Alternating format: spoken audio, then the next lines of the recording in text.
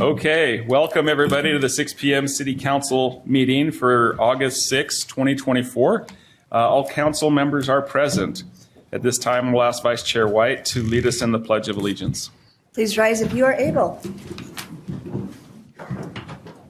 I pledge allegiance to the flag of the United States of America and to the republic for which it stands, one nation, under God, indivisible, with liberty and justice for all. Thank you. Thank you. At this time, we will, if you'll please join me in observing a moment of silence.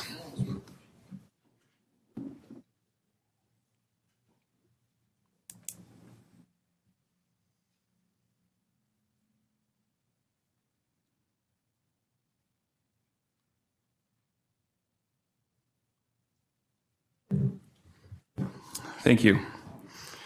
Any acknowledgements from the council? I have a couple. Sorry, I haven't been here in a while, so, I have to make up for it. Lay them on us. Well, first of all, just to the mayor's point, during the work session, we wanted to congratulate the Ogden School District and Ogden Weber Technical College on the brand new school ribbon cutting today that's on the Tech College campus, but high school students will be able to attend there and then go and attend other classes at the Tech College at the same time without traveling. So that's really cool. I was able to go to that. And then also I just wanted to thank the staff and administration so much for helping with Pride this weekend. It was a really wonderful celebration. I was there Saturday night and then also Sunday. And even though it was so darn hot and humid, it was a really wonderful event and it was really great. So thanks so much for helping to make that happen. Thank you. Okay. All right. First up on the agenda, we have the public hearing on the 2024-2025 budget, and here to address us on that is the Executive Director of the Council, Janine Eller-Smith.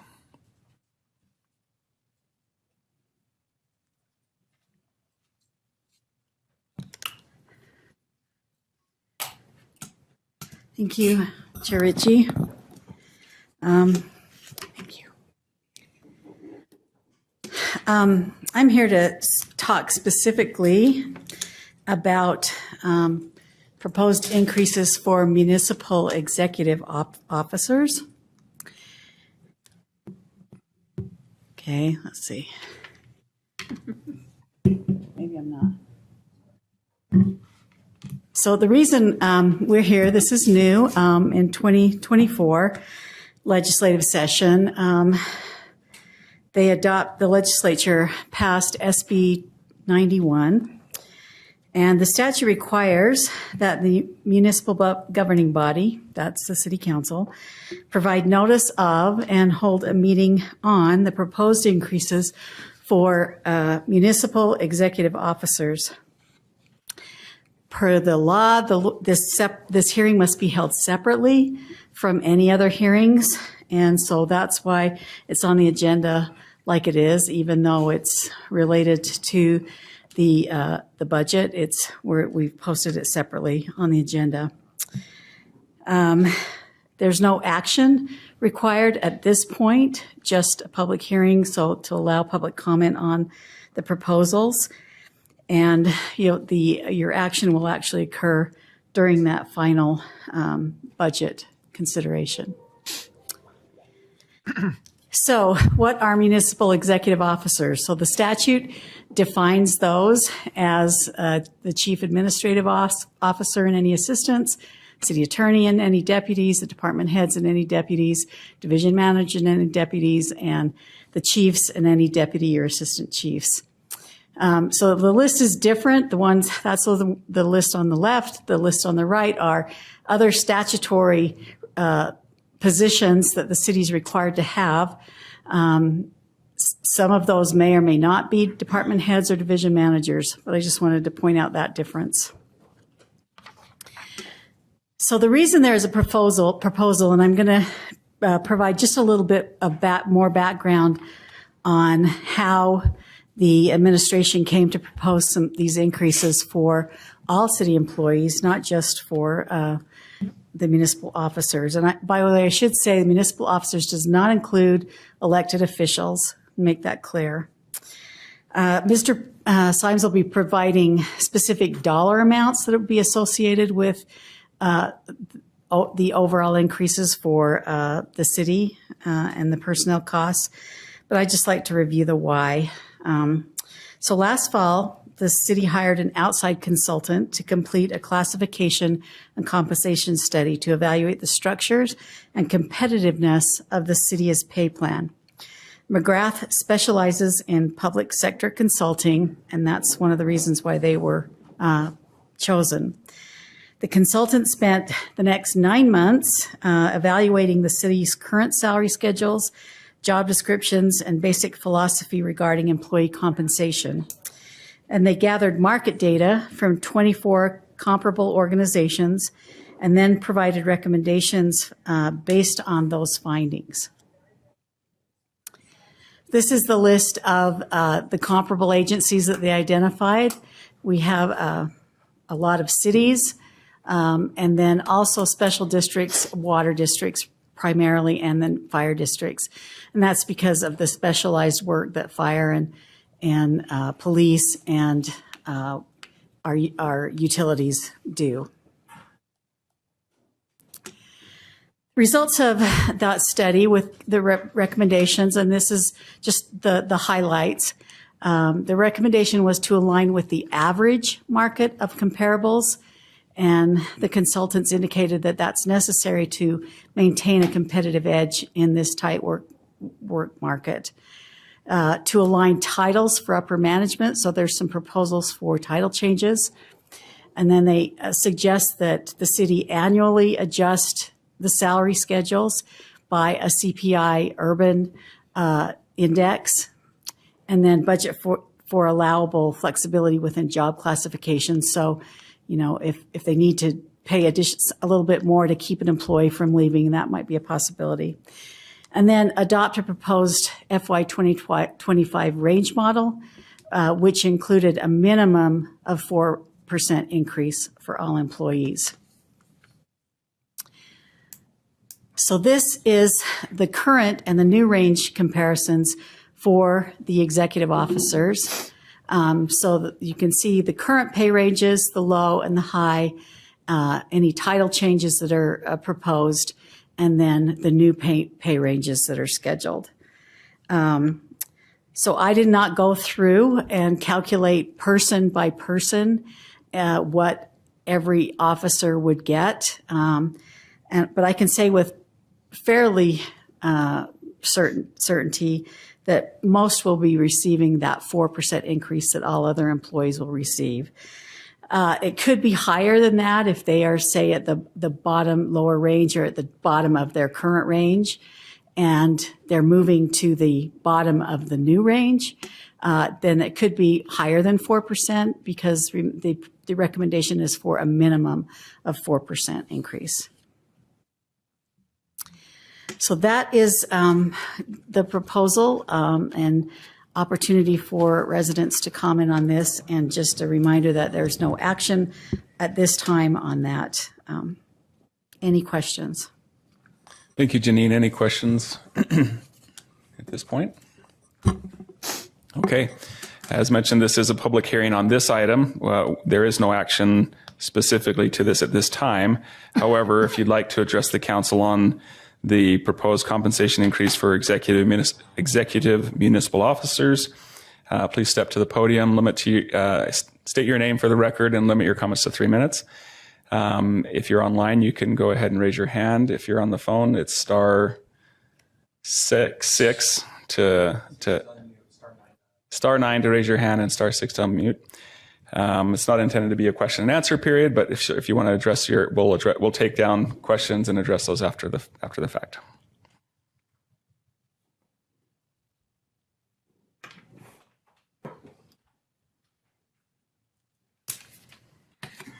So my name is Linda Sanchez, And I was reviewing some of this. Is this the part that is the truth in taxation? No. Okay. So this is related to the executive salaries. That was the presentation we just had from Janine. Okay. Yeah. So the only question that I have is I don't see any place that we talked about salary caps. Is there any time in nursing we reach a salary cap? Us as citizens, we're frugal, and yes, we want to be protected, but at some point, just like every other profession, there is a salary cap, and I haven't heard anybody talk about a salary cap. Thank you. Thank you, Linda.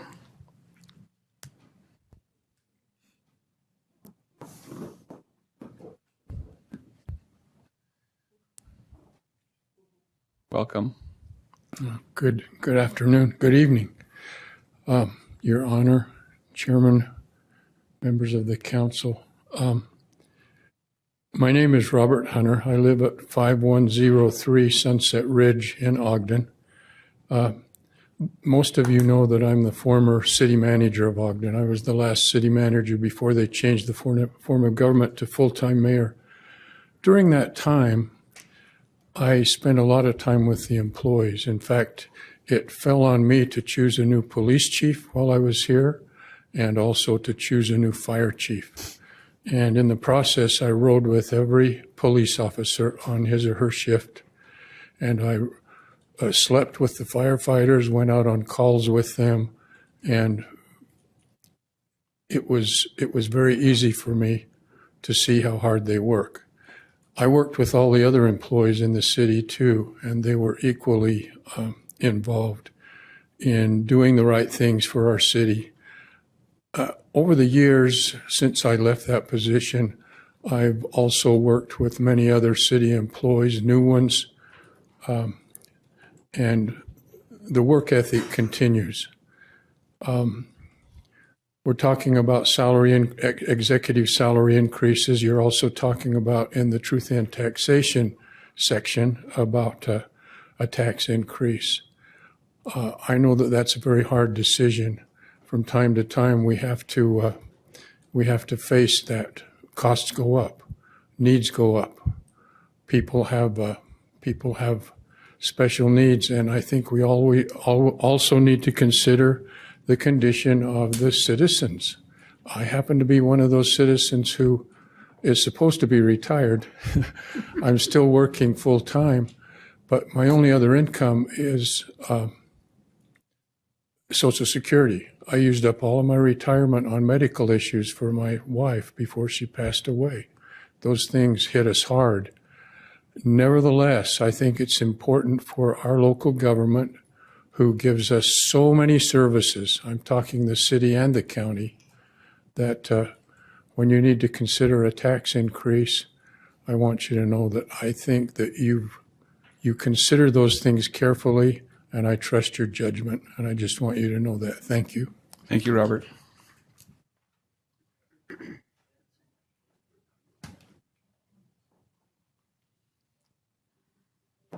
Hello, my name is Richard Bergner. I live at 2345 Monroe Boulevard.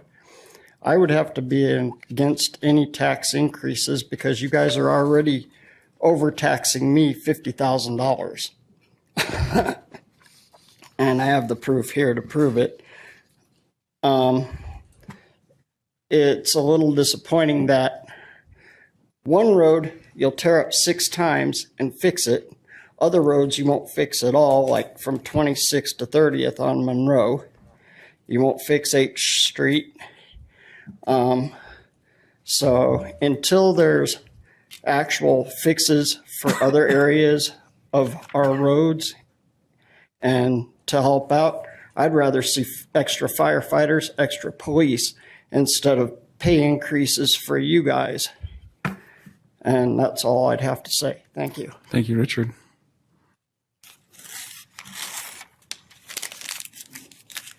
Anybody else? Oh, we have a hand online on this item.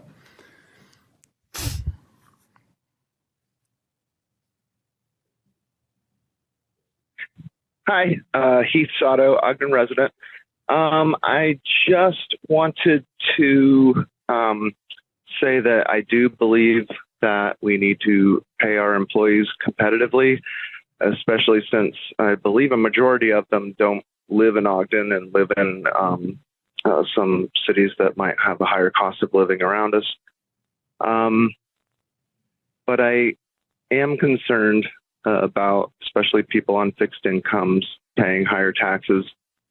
And there needs to be a point where we go, okay, we need to look at other ways to pay for these salaries. If we think we need these higher salaries, maybe we have too many people employed by the city. Maybe we're doing something that could be done more efficiently. And I hope those efficiencies are being looked at carefully and considered carefully. I haven't heard a lot of discussion about anything of that sort during the work sessions. So maybe that's happening outside of that, but I would like to see a little more open discussion about what we might be doing to save money. Thank you.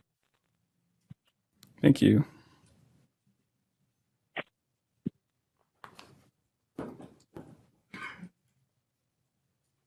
Good evening. Teresa Bramwell. I came in late, but I'm assuming this is about tax increases. It's not. It's actually about the proposed compensation increase for executive municipal officers. Okay. I'm not opposed to that if it is to bring their compensation equal to what they would be paid in the private sector or perhaps another city. What I think, though, instead of tax increases that could be effective is good use of our land. We have a finite amount of land in Ogden. It's been already built out mostly. And I know there's a lot of it right now that is not being used at its highest and best use and could be bringing in a lot more taxes. Thank you. Thank you. Any other comments on this item? If not, I'd have a motion to close the public hearing on this item. Chair, I'll make that motion. Second. Motion by Councilmember Heyer, second by Councilmember Chaburka to close the public hearing on this item. This is a voice vote. All in favor? Aye. Okay. All right. Okay. So as mentioned, there's no action on this item at this time, but later on in the meeting we'll be considering that.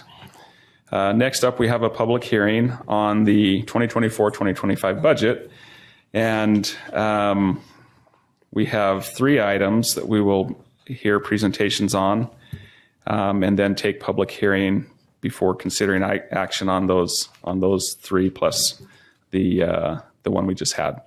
So first up, we'll hear from our Executive Director of the Council, Janine Eller-Smith, on goals and guidelines of the budget.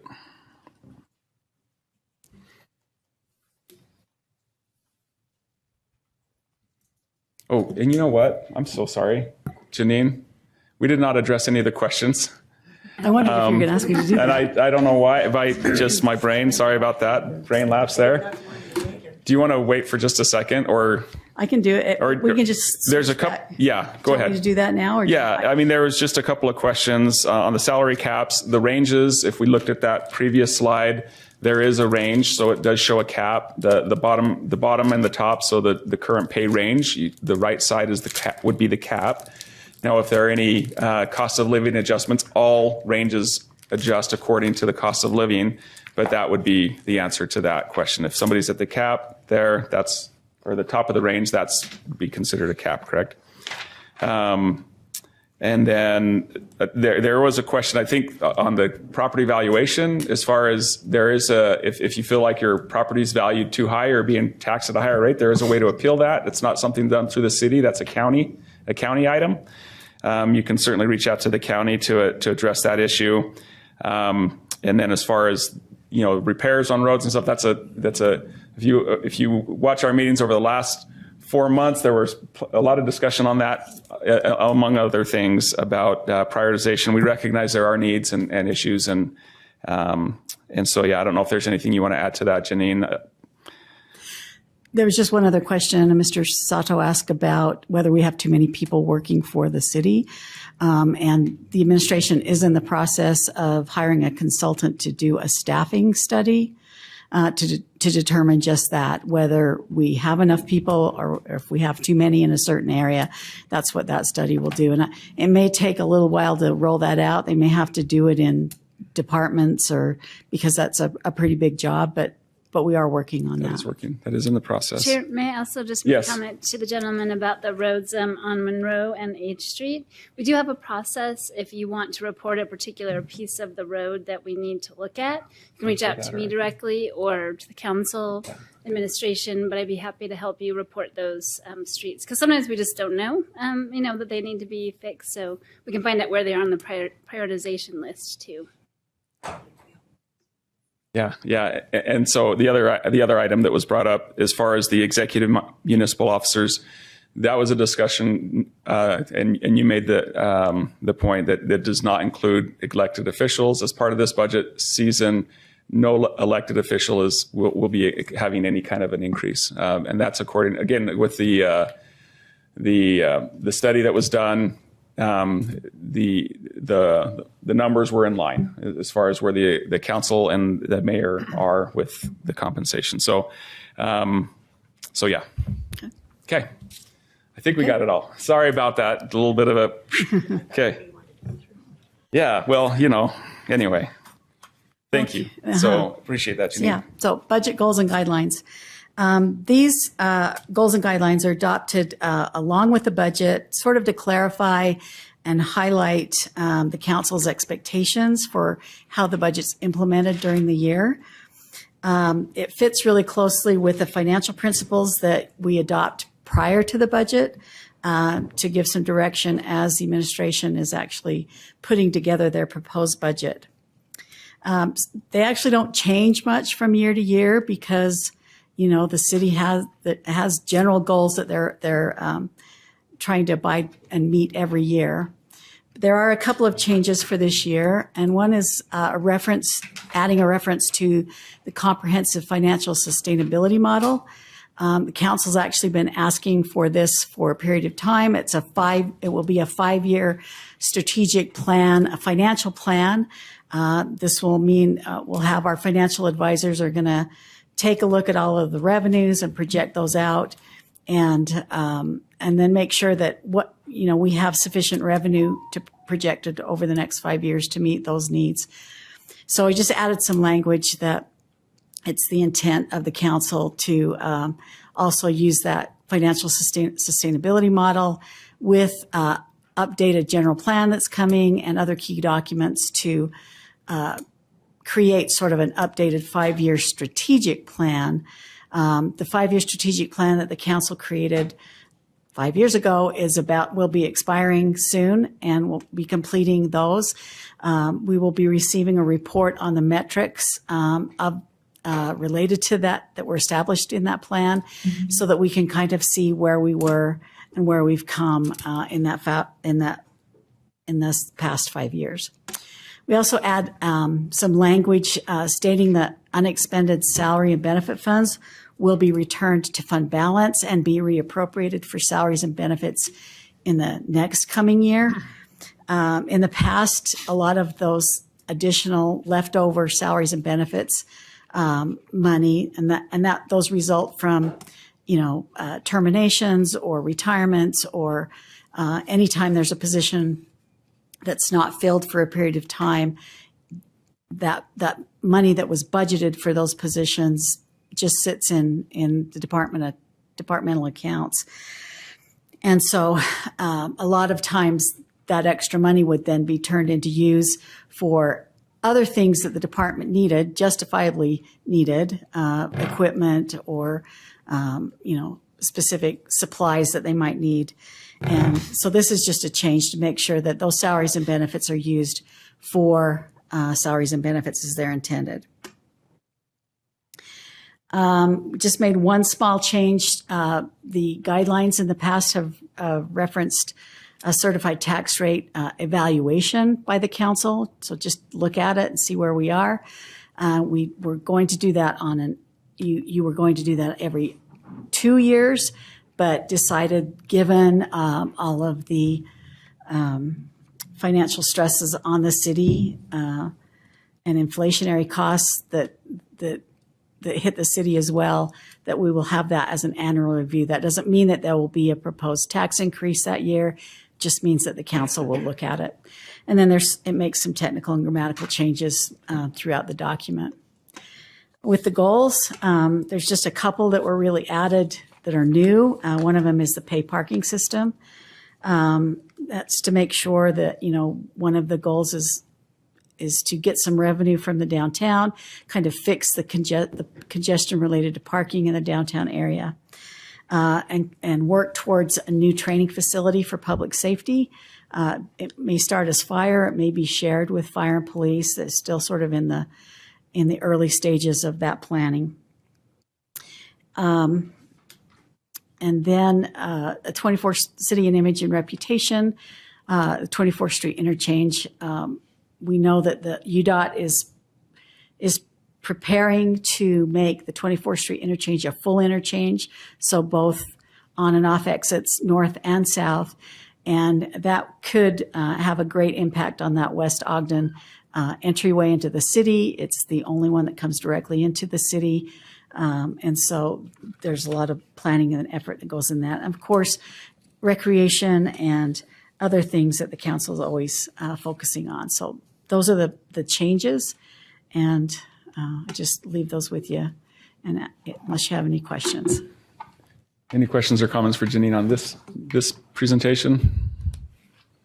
Okay, thank you, Janine. Up next, we'll hear from Lori Buckley, the Arts Administrator, about the proposed arts grants with this budget. Welcome. Thanks, Chair Ritchie, and it's good to see you all this evening. And Mayor Nadolski and Mayor, thanks for having me here. I am here to present the fiscal year 25 arts grants recommendations for this year. This year we received 31 applications throughout the community, and upon a rigorous review process and scoring process, it is found that the Arts Advisory Committee is recommending that 27 of those grant applications merit funding. So we have 11 general support applications coming through this year and 16 project support applications. So that's 27 moving forward. These are the 11 general support applications. To apply in a general support category, the organization must be a nonprofit and they must be arts-based in their mission. The full amount requested from these 11 suggested applications is $124,000, but we are recommending that $84,000 of funding go to the general support grants this year. And then the following pages, these two pages are the project support. There are 16 of those. We did review all of these in more detail in work session, and the information is in your packets. These 16, the full amount requested from these applications was $90,000, and we are recommending that $66,000 in funding go towards these 16 projects. So in total, we have 27 grants being funded for a total of $150,000. That's $84,000 to general support, $66,000 to project support. And the motion that we would like you to consider today is to consider adopting proposed resolution 2024-6 for fiscal year 25 grants. Do you have any questions on the process or any of those recommendations?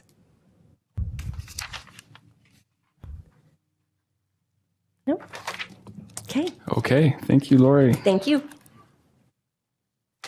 Okay, and then up next we have Glenn Symes, the Deputy Director of the Council Office, to present on the salary schedules and final budget. Okay, thank you, Chair. Well, before we get started, I just wanted to say a couple of words about the budget itself and the process. But while I do that, we've got this QR code up for folks who are interested in following along with this presentation or just reading over the material for the final budget. You can go ahead and scan that or go to the URL at the bottom, and that will take you to the packet material for this item. And like I said, the presentation slides as well. So as I said, I just want to take a couple of minutes and talk about the budget process this year. For me, this is the 14th budget process that I've been involved in here in Ogden, and that's more than some, and definitely not as many as others. But I think it's enough to say that this budget process was pretty unique. It was a little bit different than the other ones. Our new mayor and former council member, Mayor Nadolski, was tasked with presenting a budget to you that met the needs of the city while also setting out his vision for the future. The council took that budget and reviewed every element of it. You as a council asked tough questions, requested additional information, worked through multiple scenarios and ideas, and had difficult discussions about how the city was going to spend the taxpayers' hard-earned money. We had new council members who asked brilliant questions and who wasted no time in getting into the details of the budget. We also had council members who have been around for a few of these, offer proposals and solutions for the council to consider, and who also led discussions about how problems could be solved. At every turn, the mayor and his staff were available and willing to help the council in its review of the budget. And as such, I just want to publicly thank Mayor Nadolski, Chief Administrative Officer Mara Brown, and all of the department directors, including our chiefs, deputy directors and division managers, our legal staff, our city recorders, and all of the administrative staff for their time and responsiveness in helping the council do its job. I would also like to offer a special thank you to a few people. First, our finance staff, of course, and specifically Management Services Director Lisa Stout and Comptroller Justin Sorensen. Lisa and Justin spent countless hours preparing the budget before it was presented to the council, and maybe just as many hours after it was presented to the council, helping everyone understand the budget and providing invaluable information and analysis. So the review of this budget would definitely not be possible without Lisa and Justin. Next, I want to thank Human Resources Manager Heather Brisky, as well as the rest of the HR team. The completion of the compensation study was an enormous task and a critically important one. Heather and her team also worked tirelessly to compile and present this critical information to both the administrative staff and to the council. And last, I want to thank the Ogden City employees for their dedication to the city and for their patience in the review and the vetting of this budget. We're just over a month into the new fiscal year, and they've been waiting patiently to see the details of the compensation study and to find out whether or not its recommendations will be implemented. So thank you to everyone. All right, so we'll get started on the budget. This works. Does this work? There we go. Okay, so as you mentioned, Chair, this is, I'll be covering the final budget and the salary schedule, so the last two items under this agenda item. So, I went too fast. So what I want to cover with this presentation is just a quick review of the tentative budget, a quick review of the council's review of the budget, the certified tax rate and the truth in taxation process, the compensation study, the personnel changes, the changes that are included for the Schedule A1, and then just quickly touch on the salary schedules. So, the council, as was mentioned, it seems like it's been a few minutes, but there have been some major budget steps over the last 3 months, the first of which was the mayor's presentation of his budget to you. That happened the first part of May. On June 11th, you all acting as the RDA and the NBA adopted those budgets on June 11th. And then, of course, on June 18th, a number of things happened, which included the tentative budget, the fee changes, which included the utility rates, the adoption of the capital improvement plan, and the public hearing on the enterprise fund transfers. So just to quickly recap the tentative budget, because that is, this is the budget that the final budget is based on, so the changes that you see at the end with the Schedule A1 are being made to the tentative budget because you adopted that one. There were only a couple of changes to the tentative budget from what was presented to you by the mayor, but you can see here overall, the city budget is anticipated to go up, with the tentative budget at least, just under 5% from what was adopted in 2024. And there are about $30 million in capital improvement projects that are included in that tentative budget. That doesn't include the $86 million for the Canyon Water Line or about $5 million for the TSA holding room expansion. Both of those have funding that's a little bit different than what was included in that budget, but will be underway nonetheless in this next fiscal year. So you had a number of work sessions, so you have mentioned that before already in this meeting. There were 12 work sessions where you all reviewed and discussed the budget over the course of the last 3 months. There was a lot of information that was presented and a lot of information that was discussed. These are just some of the highlights or some of the bigger elements of that. You heard the department directors present their budgets, and this was more than just the dollars and the line items. You also had a chance to talk about some of the successes and the challenges of each of those departments. You talked about the capital projects. This included not only the capital improvement plan, but the 36-inch Canyon water line and some funding options for that as well. There was quite a bit of discussion about the proposed transfer from BDO lease revenue to the general fund. This was the $1.8 million that was proposed to you in the initial budget. You also had some discussion about the carry forward. Janine mentioned this with the changes in the goals and guidelines. The carry forward of unused funds for vacancy and turnover, and then the compensation study recommendations, of course, and the certified tax rate.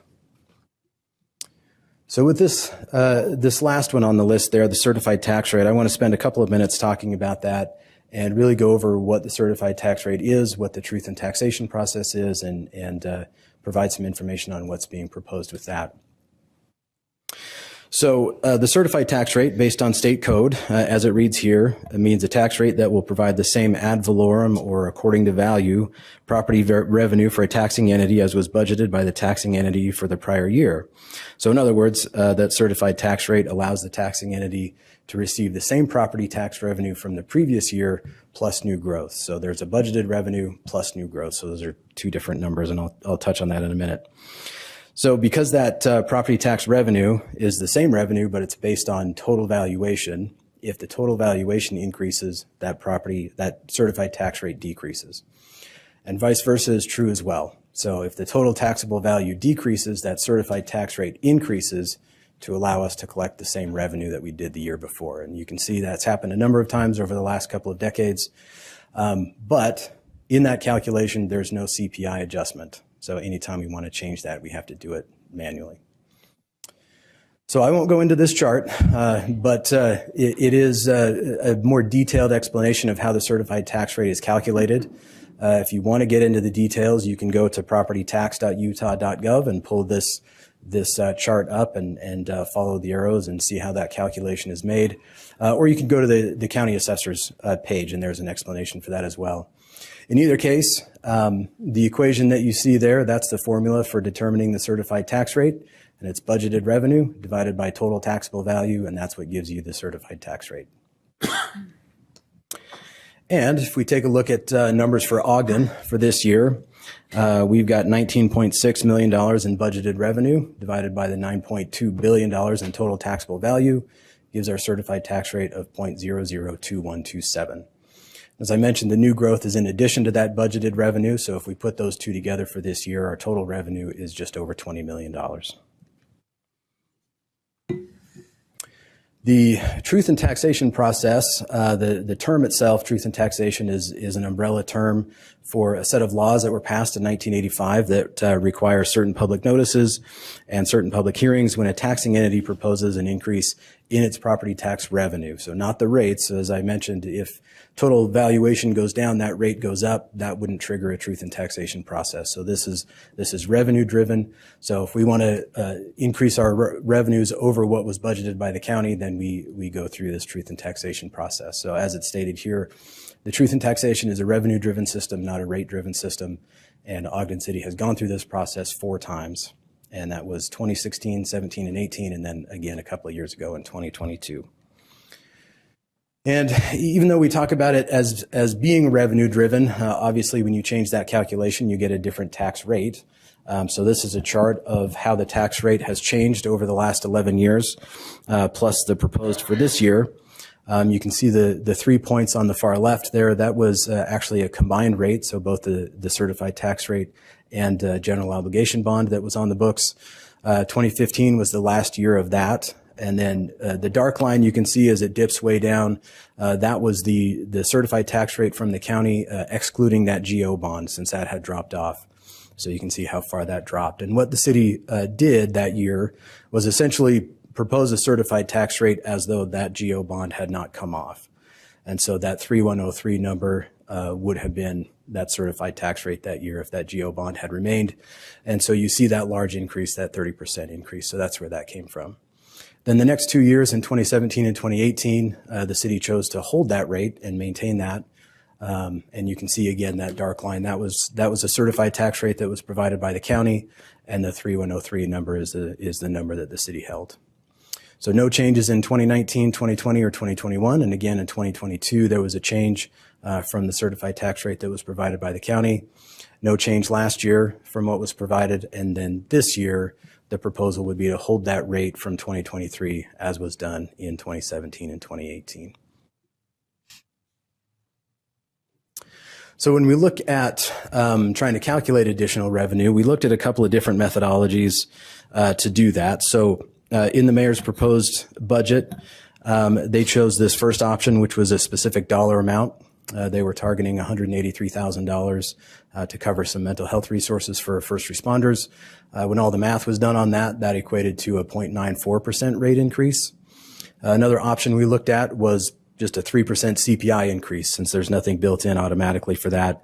If you recall, the blended inflation adjustment that got applied to the utility rates this year was 3.18. So we just looked at a flat 3% for that. But that change would equate to an additional $591,400 in revenues over the budgeted amount that was provided by the county. And then the last option, which is what is proposed with your final budget, is maintaining that rate, and that equates to a 5.36% rate increase and would generate an additional $1,053,000 above that revenue provided by the county. So when we look at the impact of this on a residential property and a non-residential property, that $421,000 number, that was a number provided by Weber County as the average assessed residential property in Ogden. So that's what our numbers were based on. And that's what the school district's numbers were based on also, that $421,000 valuation. So if you recall, for residential properties, the taxable value is 55% of that assessed value. For non-residential or commercial properties, it's 100%. So you can see those numbers are different. So you can see kind of that first column with the rate, that 2127 rate. This would be if we just adopted that certified tax rate that was provided by the county. This would be the tax bill, the Ogden portion of the property tax bill on that valuation. So $492.51, $895.47 for a commercial property. With the mayor proposed, that goes up about $4 a year for a residential property, and then the 3% is up about $14 a year, and then maintaining that rate is about $26 a year.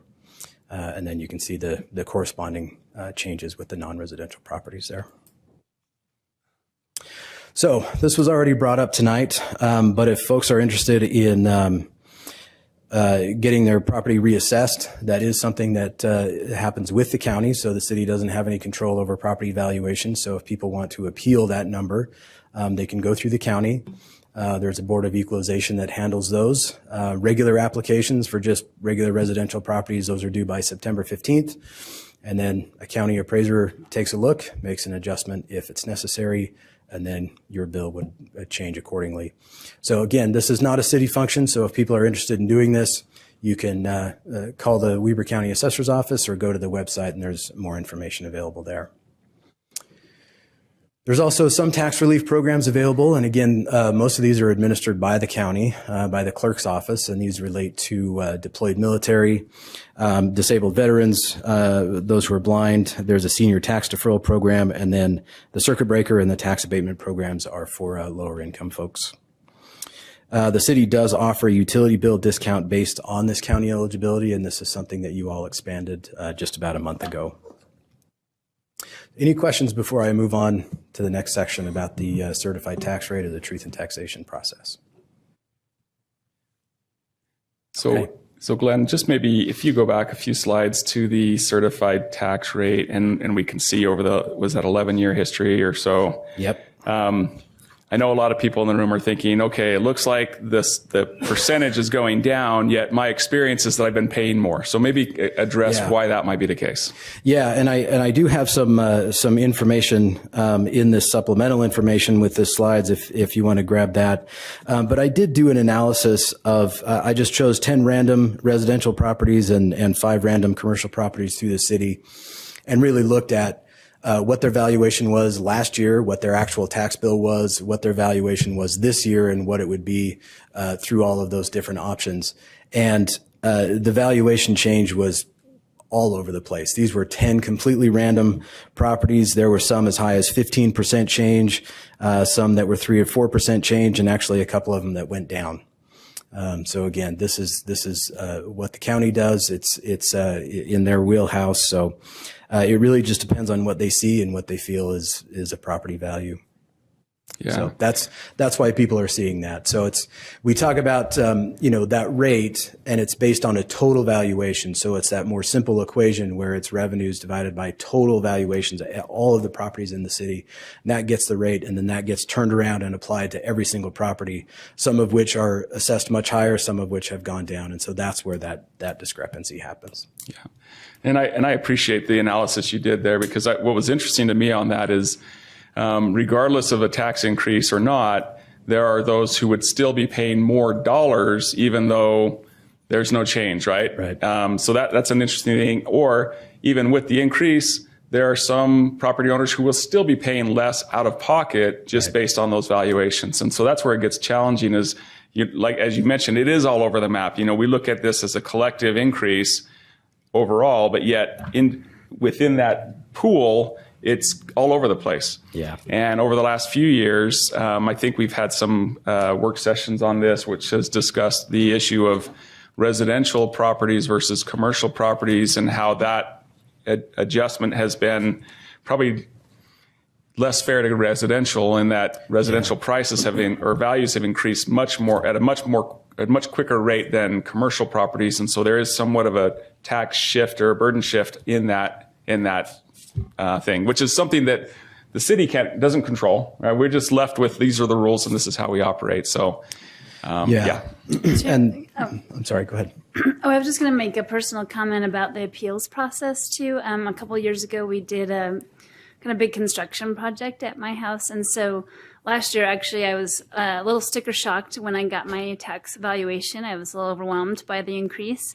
And I think that was due to them knowing the permits that were happening on my property, and then maybe reevaluating when they did a regular evaluation. So I actually did do an appeal process. And part of what they do in that case is they'll have different properties in the same area and compare it to those. And I was able to actually get that bill decreased based on that process. So really, if you feel that your property has really gone out of whack a little bit, I urge you to try the appeals process, because I certainly want to pay my fair share to support the services that all the entities that we get taxes or give taxes to offer. But at that time, it was a little overwhelming. And so I just did that appeal process, and it worked. And so I definitely encourage people to pursue that. Yeah, thank you. And the work session that you had mentioned was with John Bond, the Weber County Treasurer, and that happened on March 21st, 2023 here. So you can go back and find the information on that. If you do pull up these slides electronically, there's a link to that work session. So you can just click right on that and listen to that discussion, because it is a good one. Thank you, Glenn. Any other questions or comments on that? Okay. All right. Moving on. Okay.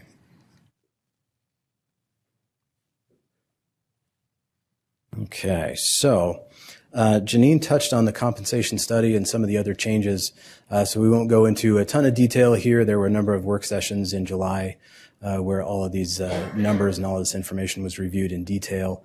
But these are the recommendations from the study that are included in the final budget. So it does include the salary ranges and the pay grades for the upcoming fiscal year.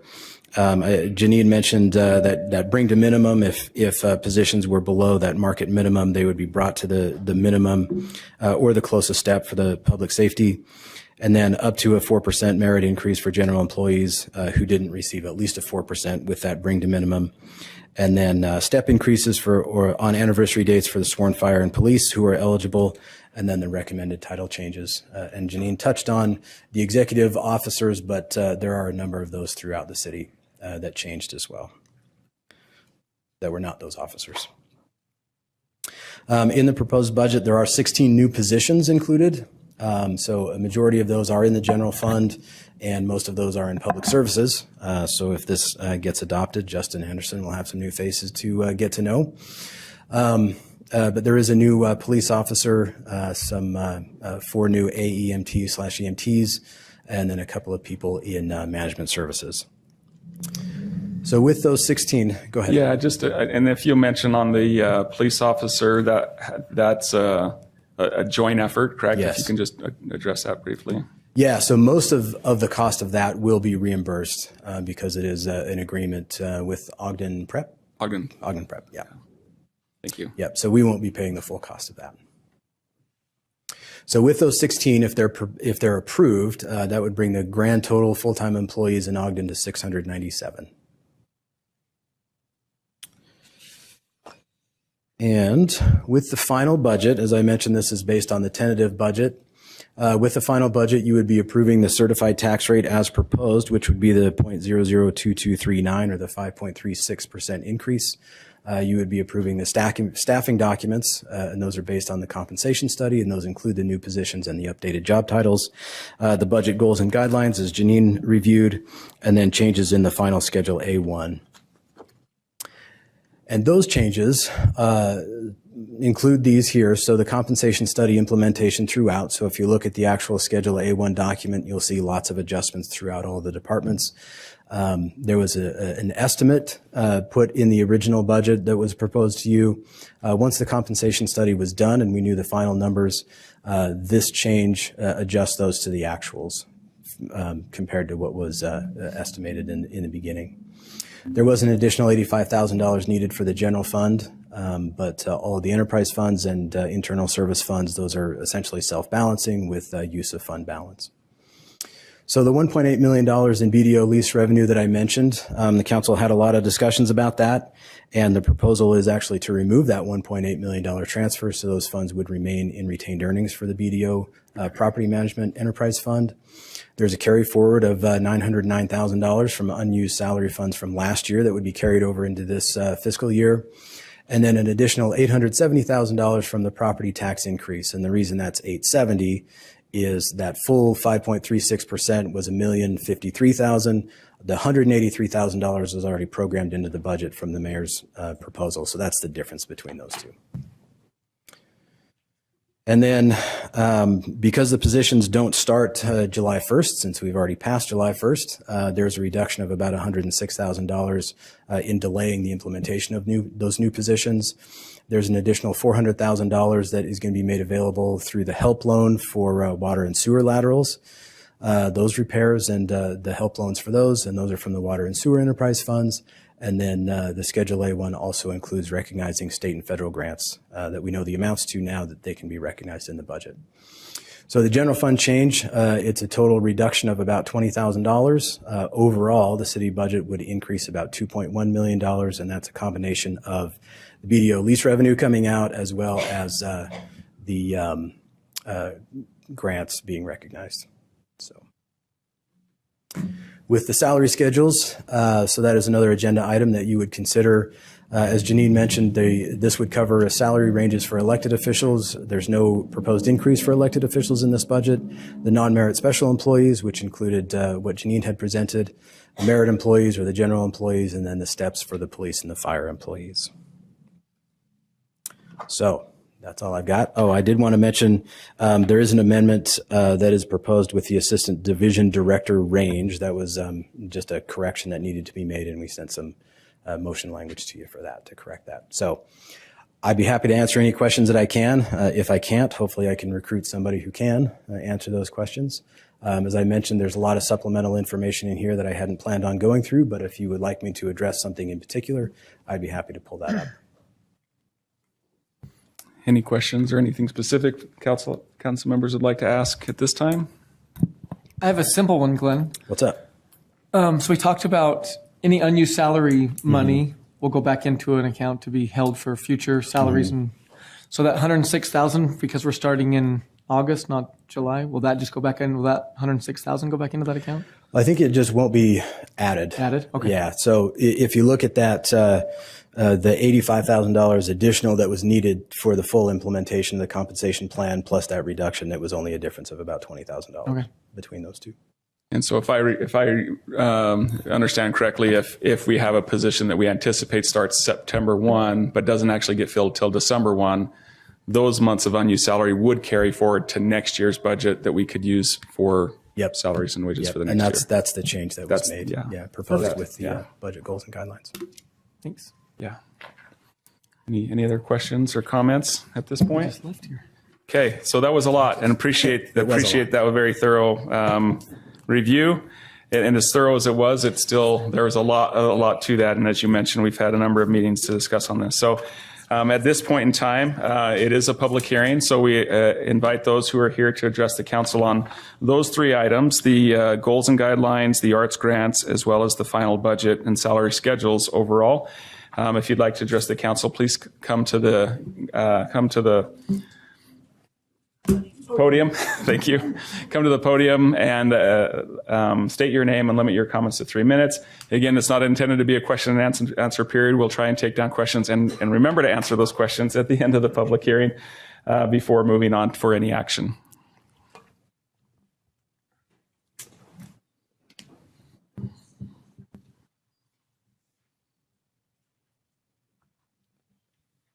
I'm back again. I had a new thought. My name's Robert Hunter, 5103 Sunset Ridge here in Ogden. I've already talked about my respect for the employees, and so I won't repeat that. But in terms of the arts budget, I have a line I'd like to quote, and it's this: "If of life's goods thou art bereft, and to thee but 2 loaves are left, sell one, and with the dole buy hyacinth to feed thy soul." I respect Ogden City, this community, for the way they promote the arts and execute the artistic aspirations of the people here. So thank you for that. The other thing I wanted to say, the thought that came to me after I sat down was this, and I think Mr. Symes did an excellent job of talking about the various categories of tax relief, and Council Member Choburka talked about how she was able to do that because, and the reason she was able to do that is because she's involved in community activities and she understands what that process is. There are many people out there who don't know about that process.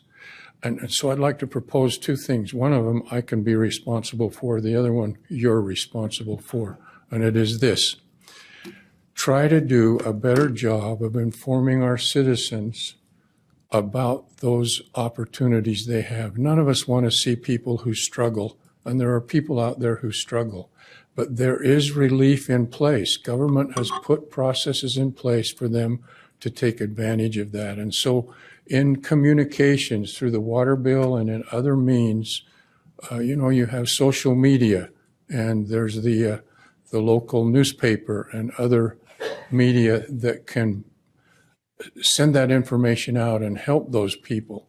Now that's the assignment I'm giving to you. I'm old enough I can talk that way.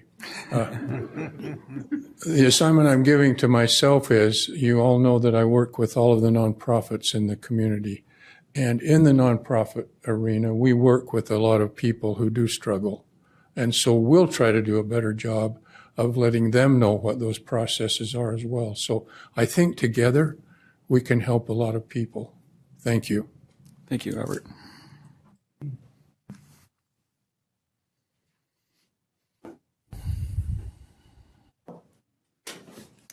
Good evening, Teresa Bramwell. I wanted to get up and support the arts.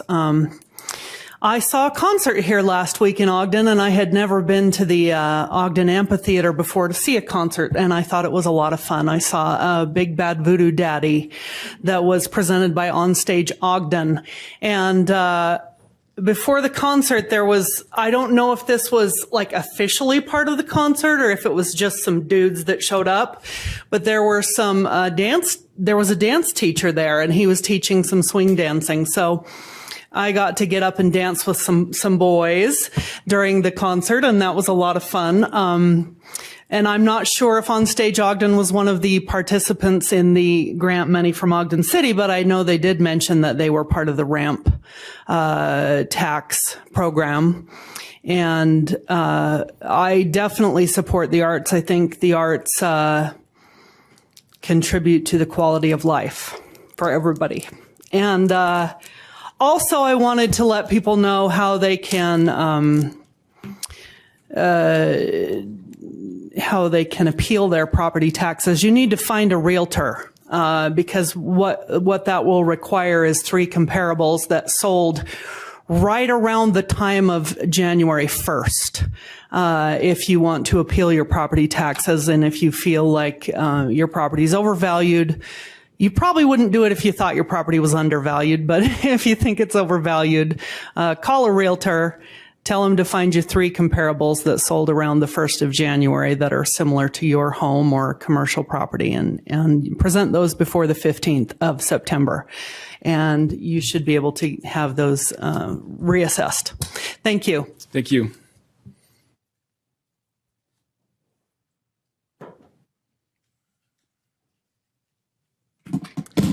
Linda Sanchez. So during this, the time that we're going through elections, I've met a lot of people. And I'm just confused because I was talking to an assessor who said the people are being taken advantage of. And then by a senator, he confirmed, because I wasn't for sure if I was hearing it correctly, it was confirmed by a senator.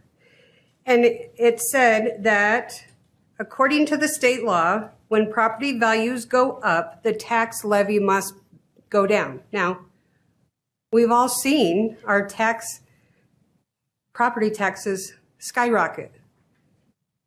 Have we seen any of the taxes or the levy go down? I haven't seen anything. They were saying that the cities and counties are raising taxes, and yet the tax levies have not been going down. Now, there are ways to get around this. One is to have a truth in taxation meeting or a hearing, and then for the public to agree to it. We, the people, agree to being taxed. And they have to be okay with the increase. Then the special benefit, there's a special benefits component, which is taken on by certain companies, per se, like the water. You're not necessarily directly being taxed by the city or county. It is by the benefit. You're receiving a benefit. Not that you're getting any more benefit, but you're just paying more for your benefit, which I feel like we're seeing. So I'm just kind of confused when I was reading the slides. That's not exactly, and maybe I'm not understanding it correctly, that's not exactly what I see being portrayed. It seems like we're having a truth in taxation, everything's transparent. But when I heard that and when I see this, it makes me think, what is going on? Who would ever say, yes, I want to be taxed more or pay more for the same benefit? So as elected officials, I need you guys to help protect us because we don't always know the law, and I know that you guys don't either. So I started researching, and I had questions, which I still am reading because there's a lot. When you start getting into legislative code, it's a lot. What I need to have happen is I have to stay within my means. What I need you guys to do is stay within your means. If that means if I have a child and I don't have enough for a babysitter, I find other ways.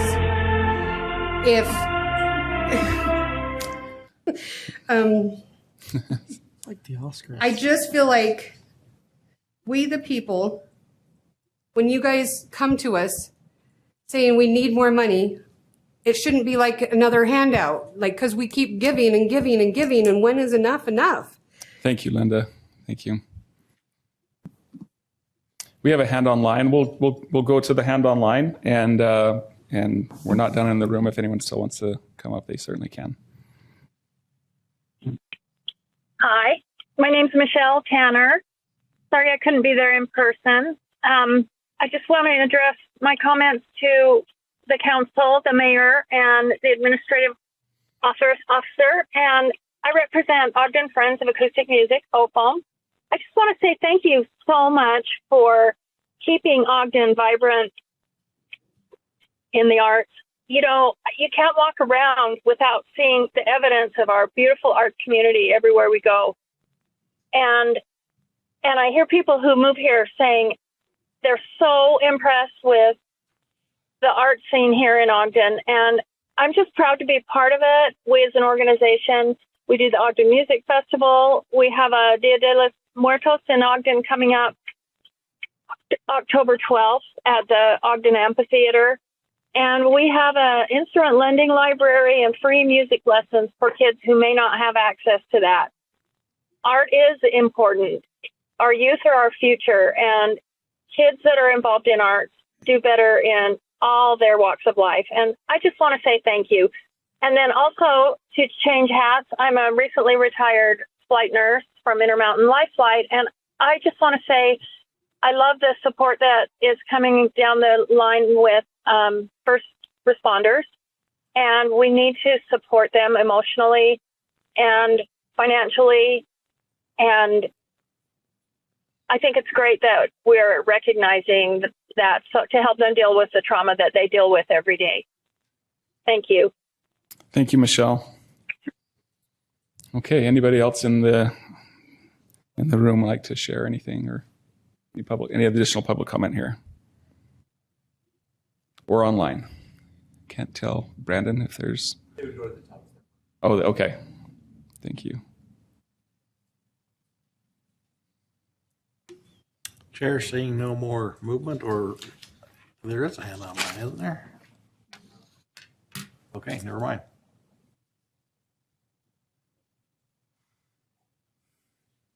Response from firefighters? Did you make a motion? I'm sorry. I didn't. It looked like there was a hand that showed up. Oh, okay. No? Nope. Okay. Then I will make a motion that we close the public hearing on these items. And I'll second. We have a motion by Councilmember Heyer and a second by Councilmember Graff to close the public hearing on these items. This is a voice vote. All in favor? Aye. Okay, that passes. Thank you for being here. Thank you for the comments. I think there was one question regarding the tax levy, and if we were to look at the, I don't know if we can pull up the last 11-year chart. What you would see there is that the levy, the tax rate was over 3%. We'll get here. Give it a second. And over time, that rate has come down. And so that was the question. Is I know that many people would look at that and say, I see the rate that's being assessed as a tax rate has come down, but yet my own experience is that I'm paying more dollars, right? That's the question. Is so you can see in 2013 the tax rate was 3.4%, and it has been consistently or steadily been dropping. And but yet our experience is that I may be paying more dollars, and that all has to do with valuations. Valuations are increasing, and as a result, yeah, if the rate goes up, the amount that the city receives should be the same dollar number. So it's a lower percentage of the overall value as that increases. And I think there was a mention that 4 times we saw rates go up instead. I'm trying to remember now as far as the tax levy, but from here we can see that that's just been a steady decline in that area. So it is a little bit kind of hard to get the head wrapped around that idea, but overall the Ogden City valuation has steadily been increasing, and as a result, the percentage of what you're paying taxes on is decreasing, percentage of the value. So that would be a true statement, right? And I have another comment. I'm sorry, I'm talking Yes, so please, much tonight, please. But I did bring my little notice of value because I like to look at this when I'm thinking about this. And I think they did a really good job. The Weber County sends this out, and it has information from taxes last year, 2023, and then with no budget increase for 2024, and then whatever we did do last year, and then what the proposed changes are. So it kind of has this comparison. And for me, since my value didn't change from that year to this year, if we didn't do this proposed 5.27% adjustment, my tax rate would go down about $41. Actually, my payment would go down about $41 this year. But since we're keeping it the same and paying the same amount for Ogden City, I'm just commenting on Ogden City. So it just depends on the valuation, as you're saying, and then, you know, it's not really an increase. If we had paid the same last year, we're going to pay the same this year. The other thing that I think is also good to look at, and I don't know, Glenn, if you want to talk about this, but we hear property taxes, truth in taxation, tax rates are going up, but the overall tax percentage that goes to Ogden City compared to other taxing entities, and Glenn, maybe you can address that. I don't know if you have a slide or anything on that one, but maybe Chair or Councilmember Chaburka can hold up her pie chart. It's about 18% for Ogden City. Yeah, I do have a slide for that. Let me see if I can get All that. right, very good. It might take us a second. Maybe I'll do Of this. your overall tax bill, yeah. Yeah, I've got the same thing. I know. I thought they did a great job this year. I don't think they've done it like that in the past.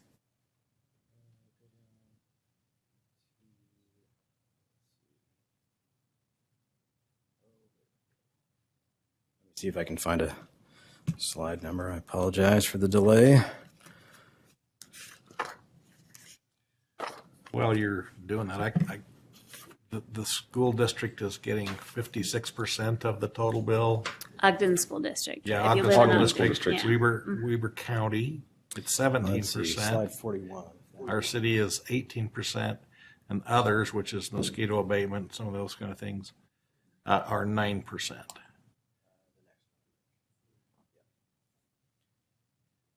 Yeah, so this is with the two other entities that are proposing an increase. So these would be if all of those rates as advertised would be adopted.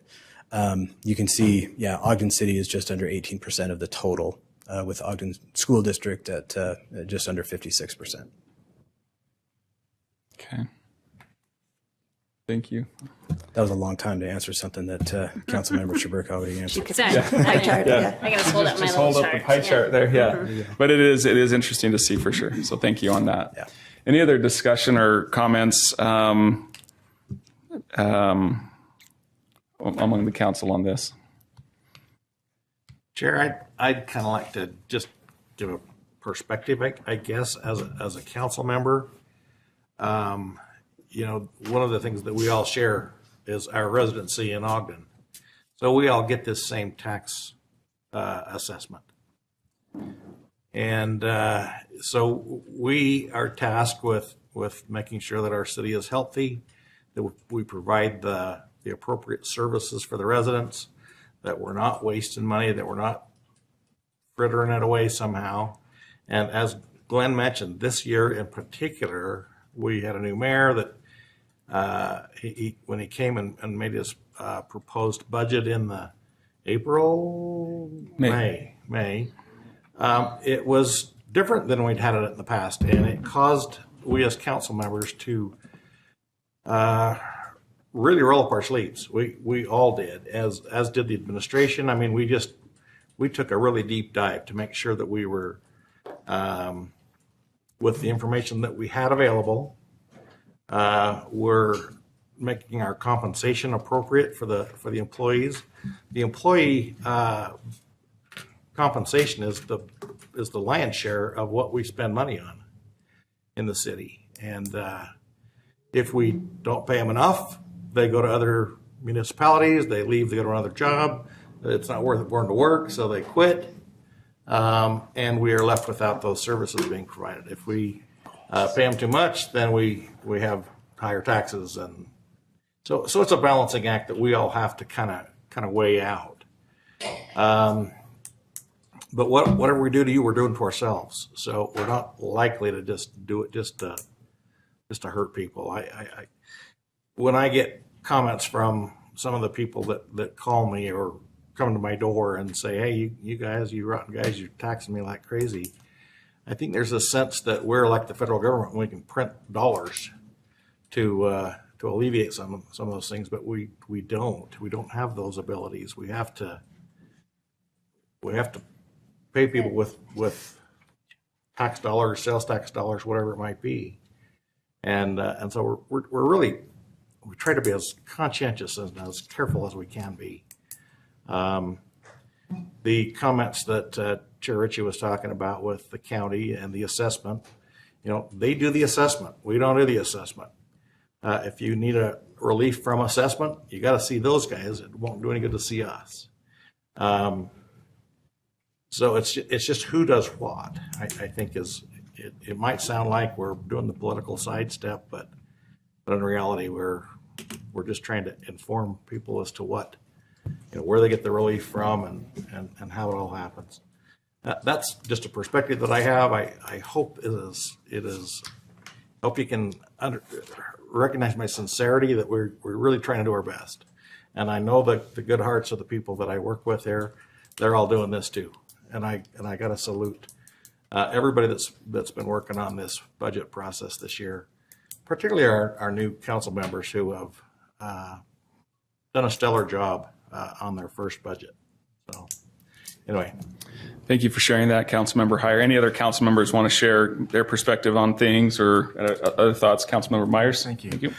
This has been my first year in reviewing the Ogden City budget, and it's been enlightening. We've been working on this for 7-8 months now. We've had many presentations that have been done to us, given to us as a city council, and to sit and to listen to directors and chiefs come to present their budget and their needs to us. We certainly can see the need for some of what's taking place in Ogden City and what our hopes are for the future. And their presentations have been very compelling and needful. It was also quite impactful to see the compensation study that was done, and that's been presented on several different occasions in work sessions and here as well, to see that our employees are behind what the average is for employees that are of their caliber and of their station. And I think what Councilman Heyer just stated is one of the compelling reasons why we've gone ahead to seek to maintain that tax levy the way that it's at, is so that we can take care of our employees and make sure that we bring some stability in the services that are offered to our city without having too much regeneration or having to go out to find new employees to replace employees that are leaving. So, personally, I just want to recognize our firefighters that are here today. They had a great 150-year celebration yesterday at their facility at the Frankham Public Safety Building. They're just a small part, but an important part of the entire city process. So to me, it is not without a great deal of thought and consideration and a lot of work. We've been working on the budget for a long time. I recognize our city administrative staff and also the council staff and the council members themselves. It's been eye-opening to me to see the quality of people, and we want to continue where we're at and as much as we can be better. So for that reason, that's where we're at today, my friends that are here, and I just present that to you, that we're trying to do what's best for the city. It's been a collaborative effort, and I am so impressed with the way that this has worked out. It's taken a long time, longer than what I would have liked, but I think we're in a really good place right now, and just want to share that with you. Those are my personal feelings as a council member after going through this entire process of working through the budget. And just want to say thanks to all those who've had a part in it and express to the public how important it is, this process of presentation and transparency and working through the budget. It's been eye-opening to me, and it's been a rejuvenating process. And my trust, I have great trust in the leaders of the city. So thank you. Thank you, Councilmember Myers. How about on this side of the rostrum? Comments, thoughts? What's that? No? Councilmember Oh, Blair. there you go. I'll go. I have a whole lot, a whole bunch. You wait till after. Like was mentioned earlier, I think this was a very unique budget. I'm not sure if anyone up here has been through as many as I have, so good for me. Yeah. This is all things that I've said throughout this budget process, so nothing new. I just put it all together so I could say it at one time. I think we had some major wins, in my opinion, major wins throughout this budget process. And I just listed a couple that I'll share tonight. I think the fact that and these are in no particular rank or order, I just some thoughts I wrote down, but the fact that we recognized unused salary dollars and that we addressed that, and then that we used that finding to create a new policy to keep that money and to continue to use that money for what it was intended for. I believe that sends the right message that we want to be able to always put our employees first. We always want to make sure that we have money for our employees, and so those monies that are used for our employees should always be there for the employees. I think through no fault of anyone, I think we'd kind of gotten backwards a little bit. I think we'd kind of had that money available, and so we used it for needs, for different department needs, because that money was available. And then, which was great that there was money available so that we could get the things that each department needed. But then it seemed like towards the end or towards the budget process, we were scrambling or trying to find ways to come up with money for employees. And I don't think that's the right way to do this. I think we as a city need to reshift our focus and put that money available so there's always money available for our employees. And then when there's needs and when there's things that come up, that we reevaluate or look and try to find money to take care of those things, but don't take money from our employees or take money that was dedicated to employees. So I'm happy that we've recognized that. I'm happy that we've created a new policy. I'm super proud that administration is willing to work with us on that and to stick to that. So I appreciate that partnership and that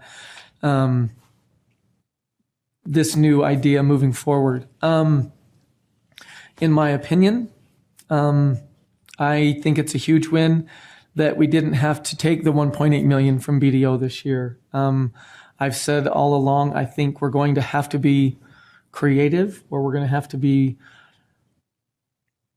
better at finding ways to come up with money. And I don't know what that looks like. I don't know if that is through BDO or not, but I'm glad that we're able to have at least another year to look through that and work through that and try to find out what works out best for everyone involved, both sides. So to me, again, that's just me. I believe that's a huge win. I think it's great that we were able to implement the McGrath study. I think it was great that we were able to see where our employees are, where they rank, where they stack up against other employees at other municipalities, and see how we can do that better or be more comparable to them. Again, this is just me, but I think we as a city need to reevaluate how we do that also. We go through these processes and they're great. They're great that we're able to reevaluate and to put our employees where we feel like they should be. But the problem with that is the data is already old by the time we get it and get it implemented. And I believe that we need to find a way to just move a little bit ahead of that curve so that we have a cushion, so that we're not constantly hovering right above that line of we're comparable, now we're not, now we're below average, comparable, now we're below average. I'd like to see us work towards getting a little bit above that, whatever that may be. I'm glad that we have another year to work through that, because I think everyone up here, I think everyone in this city believes that our employees are our number one asset. And I just feel like there needs to be a shift in how we value and how we look to compensate our employees. I think we always talk about putting employees first, and I think that starts with how we set aside funds for them and make sure that there's funds available to compensate them. So I'm really proud that we went through the McGrath study. I'm really proud that we were able to make improvements to our employees that is much needed. But I don't think it solves all of our problems. I don't think it's the end of all of our problems. But I think it allows us an opportunity to address some flaws in the way we handle it. And hopefully once we recognize those errors or those problems, we can move forward and find ways to combat that. As Janine mentioned earlier, the comprehensive financial sustainability model, we know that came from Marcia because it's got a long name. Not my name. Yeah, ending in model. But as was mentioned earlier, we've been asking for that, and I believe that's going to help us as a city move forward with our goals and what we want to accomplish and how we want to be able to fund things moving forward. So I'm excited to be able to work towards that. I have one other request. This is just me. I think it's great that we were able to add some new employees this year. I don't think it's ever been done in the past. Maybe it has. Maybe I just missed it. But I would love the opportunity to maybe next year before the budget get a report on how effective those new employees were, what they were able to or what we were able to accomplish with those new hires.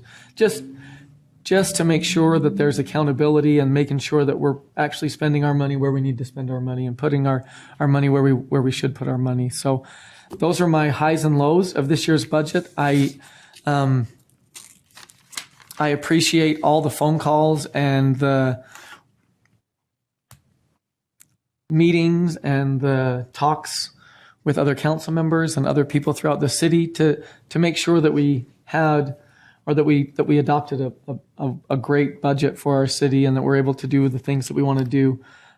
So I appreciate, as was mentioned, I thought Councilmember Myers and Councilmember Graff really, really, really caught up quickly. They did a great job. They were inquisitive. They were open-minded. They were they were determined to learn what needed to be learned. And I appreciate the collaboration that we had as council members, but also with the administration and our finance department. I thought they were stellar this year. So I appreciate that a lot. That's it. Thanks, Councilmember Blair. What's that? I was just going to follow up with a couple. Oh, yeah. Go follow up with it. Sure. So I want to, because a lot was said already between Councilmember Heyer and Myers and Councilmember Blair, but I just wanted to follow up by saying this was one of the hardest budget processes that I have ever been through in my tenure. But it was one of the most rewarding because what we did is we collectively, the council, mayor, administrative staff, put the employees first. Council staff. Don't forget the council staff. Staff. Yeah. Sorry. Thank you.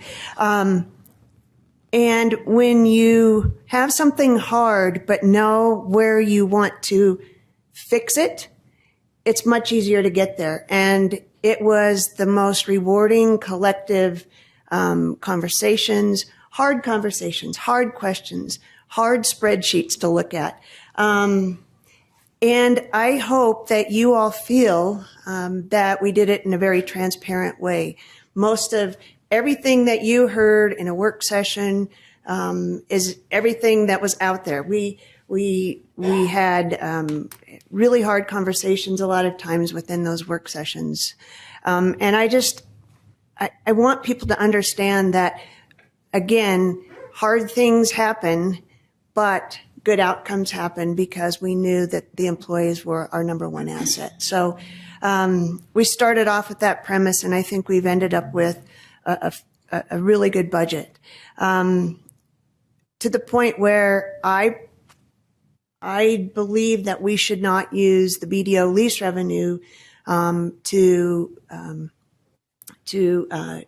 fund new salaries. I felt like that we needed to have the BDO lease revenue fund capital improvement projects and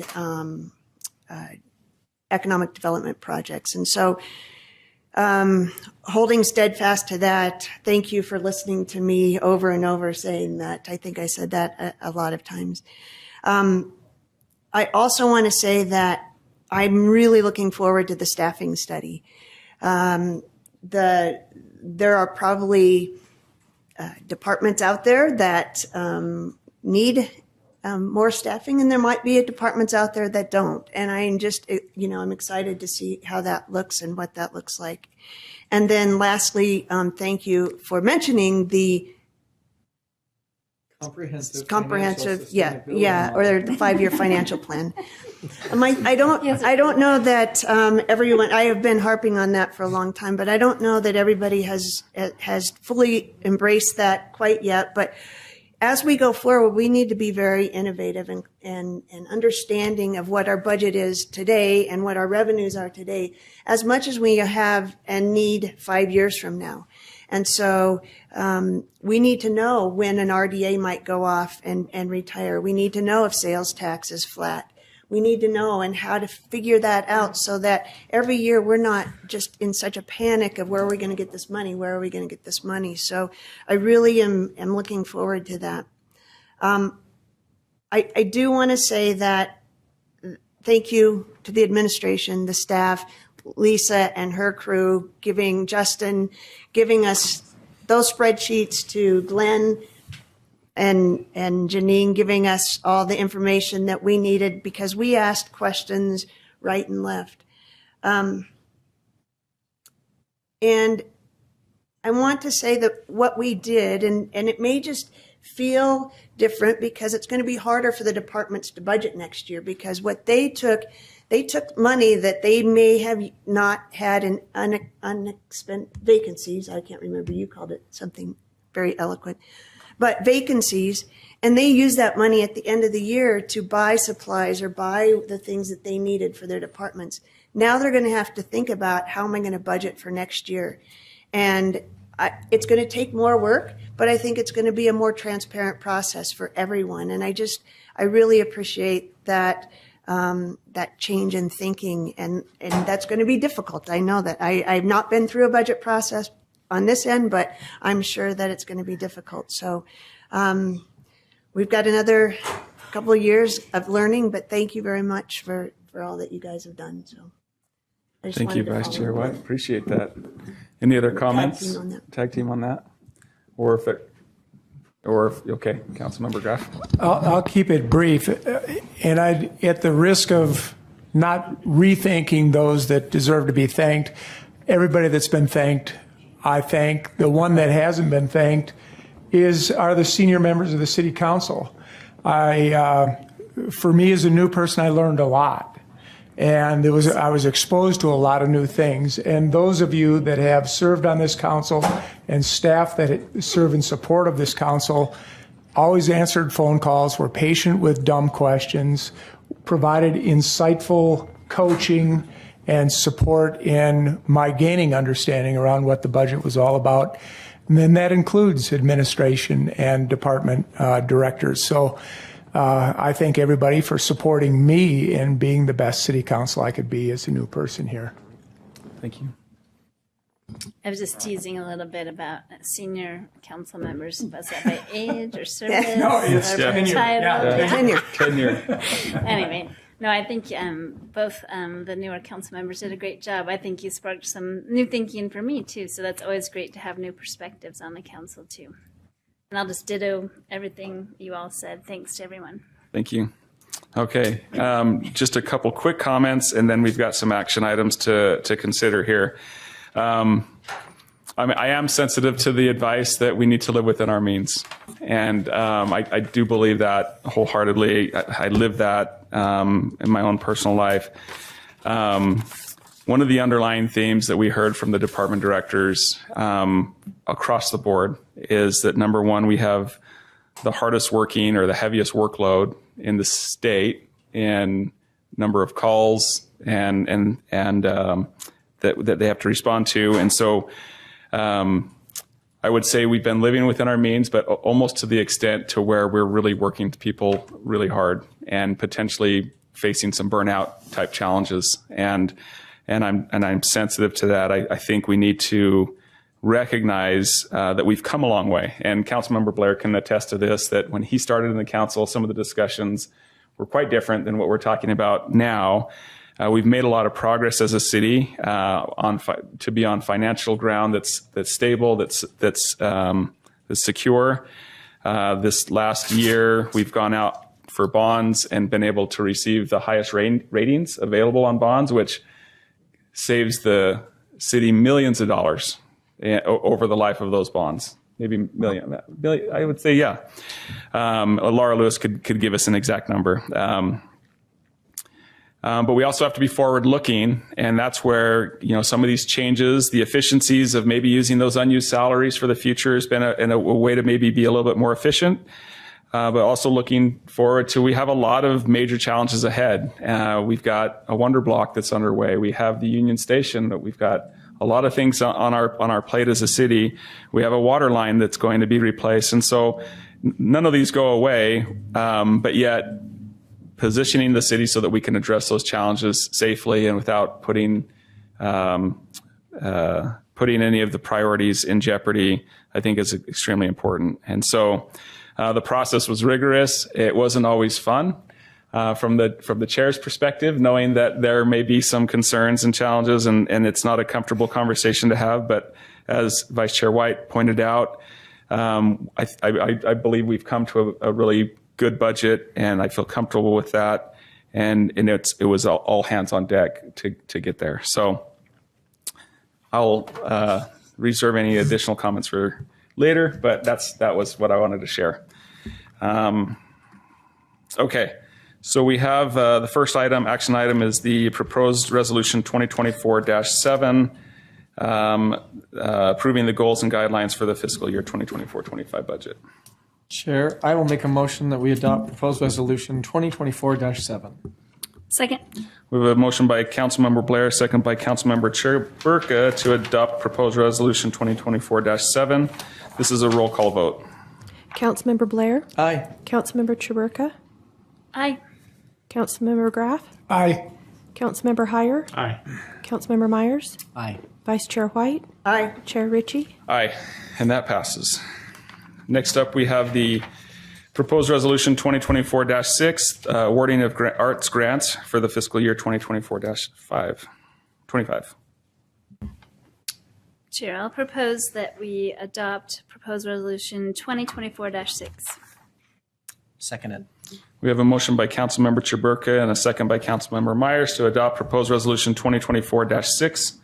This is a roll call vote. Councilmember Chiburka? Aye. Councilmember Graff? Aye. Councilmember Heyer? Aye. Councilmember Myers? Aye. Councilmember Blair? Aye. Vice Chair White? Aye. Chair Ritchie? Aye, and that passes. This next item, there is specific motion language to amend some corrections. So for the proposed ordinance 2024-21. Chair, I move that we approve ordinance 2024-21, adopting the salary schedules with the following correction. Amend the salary range for Assistant Division Director range number ADD 165 from $80,687.57 through $121,000, 31 and 36 cents to $79,952.81 through $115,931.57. Okay. I'll second it. We have a motion by Councilmember Graff with the amendment as stated, with a second by Councilmember Myers. This is also a roll call vote. Councilmember Graff? Aye. Councilmember Heyer? Aye. Councilmember Myers? Aye. Councilmember Blair? Aye. Councilmember Chiburka? Aye. Vice Chair White? Aye. Chair Ritchie? Aye.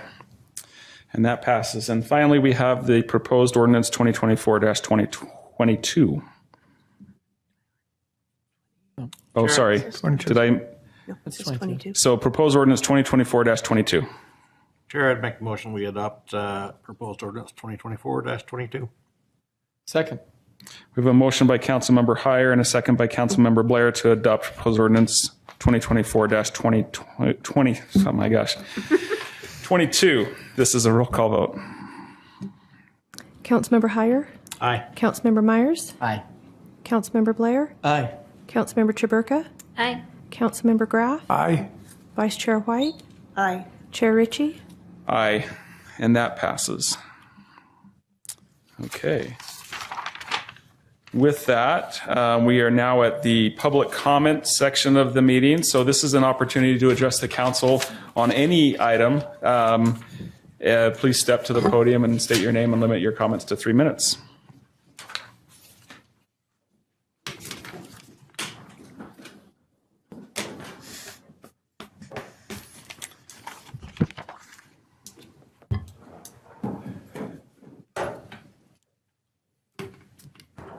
Thank you for those who are with us that are departing. Thank you for being here.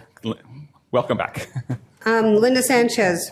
With that being said, since you guys did pass a lot of that, I do believe that the men and women of the fire department do definitely need some help. I've seen that. You've seen that. You can't unsee what you've seen. Sometimes you wish you could. With that also being the sworn police, I really hope that we do some de-escalation, just so that sometimes they know what professional is, or that there is some boundaries or limits. People sometimes don't call because they're afraid that things may escalate in a situation that shouldn't be. I'm going to quote, "Hard times create strong men," or let's say person, whoever wants to be offended by that. "Strong men create good times. Good times create weak men. Weak men create hard times." Remember, we need to learn from our history. Keep that in mind, because sometimes we have money, sometimes we don't. I've gone through this. There's been times I didn't have a house. Not all the way, but close enough that I didn't want to get any further.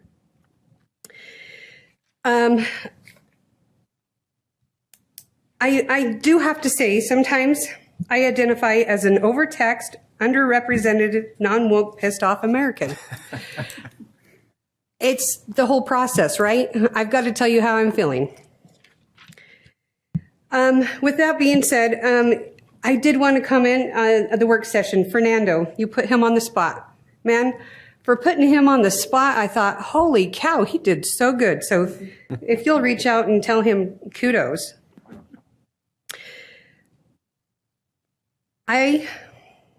The American flag is my flag.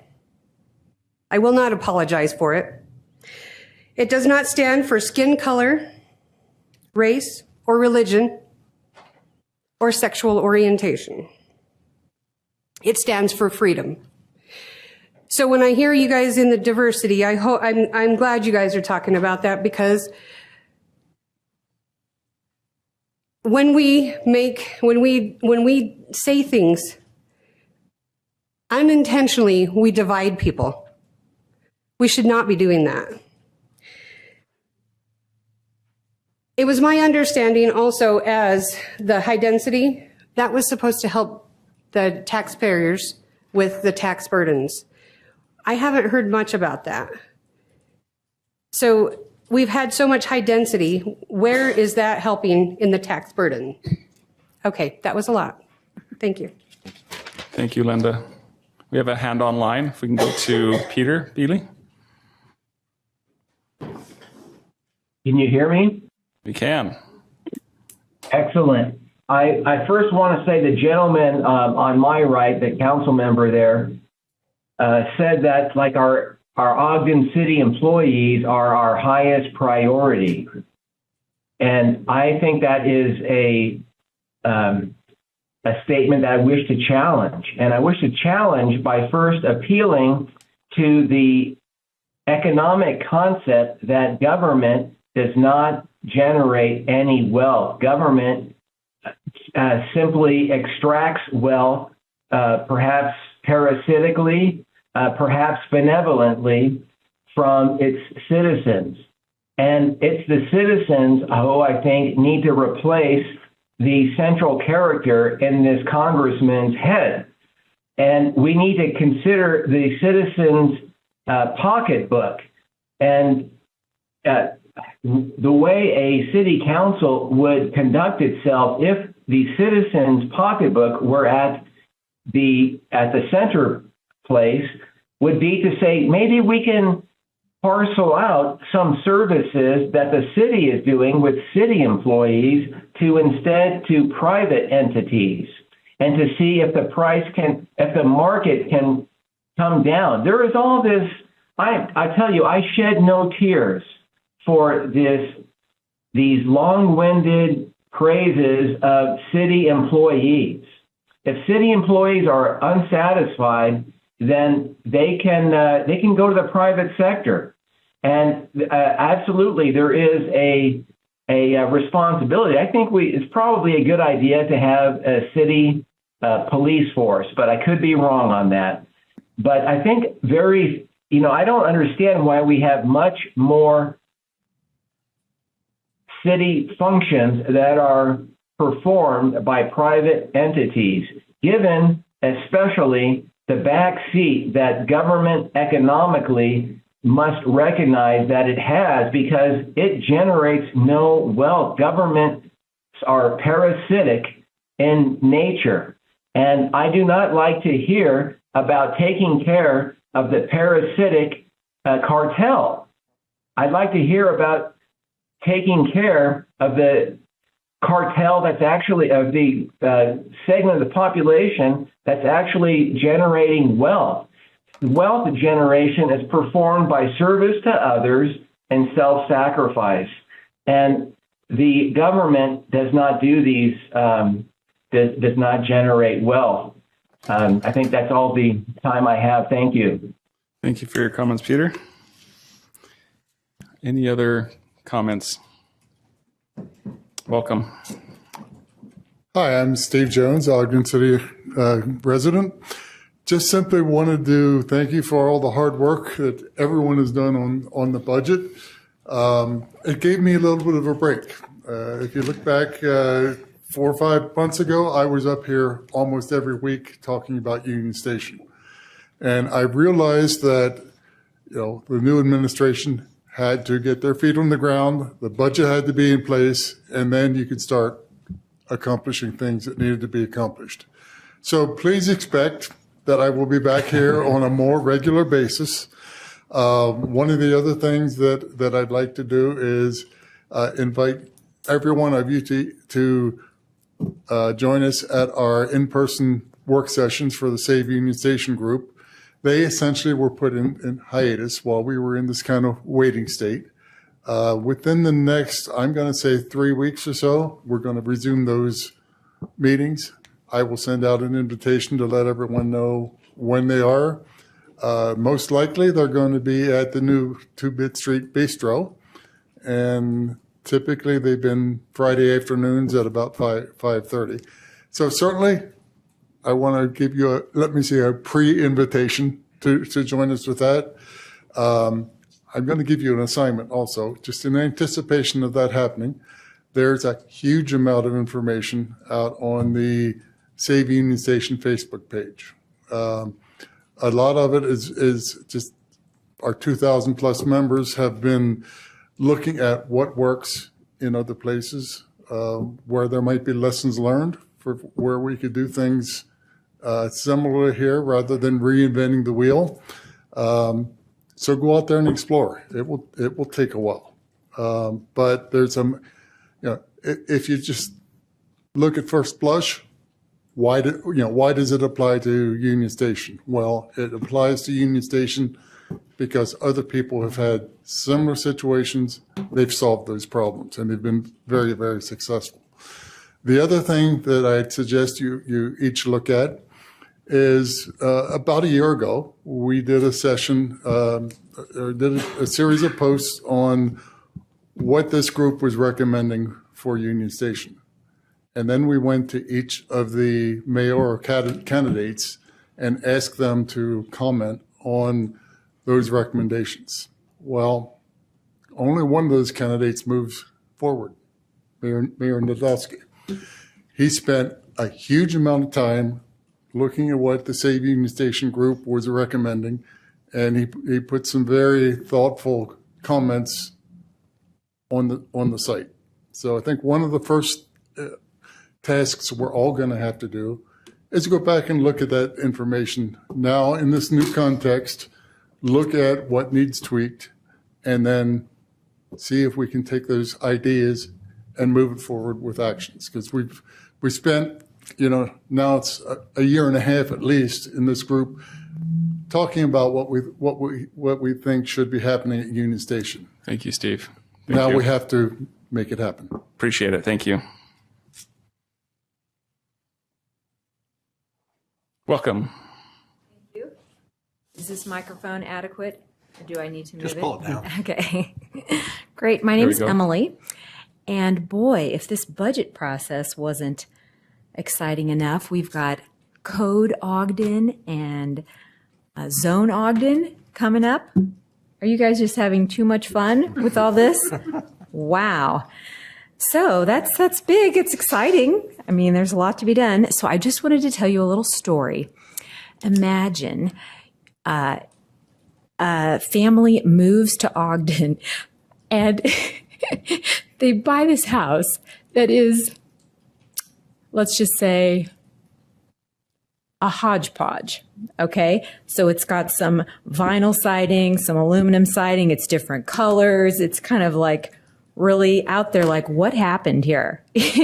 But there's a vision, right? And so then when the opportunity to renovate the exterior comes, they look at the options, and you can imagine there's a huge financial difference in some of the exterior possibilities, right? With the siding or stucco or hardy board and all these things. And, they want it to look nice, but they don't have, unlimited funds.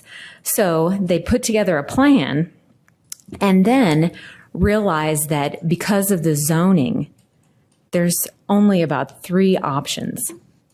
And they all happen to be the expensive options. They're not the lower tier of exterior products available on the market. And so that really could be disheartening to a family that wanted to do that. And so what are the options? Maybe go in debt. And, and when the city code demands these exterior products, if going in debt is not an option, then the other option is not doing it. And so that is something I think that will be exciting to reconsider when looking at the code for Ogden City. So I'm excited for that. Thanks. Thanks, Emily. Mm-hmm. Any other comments? Okay. Thank you for being here and for sharing those comments.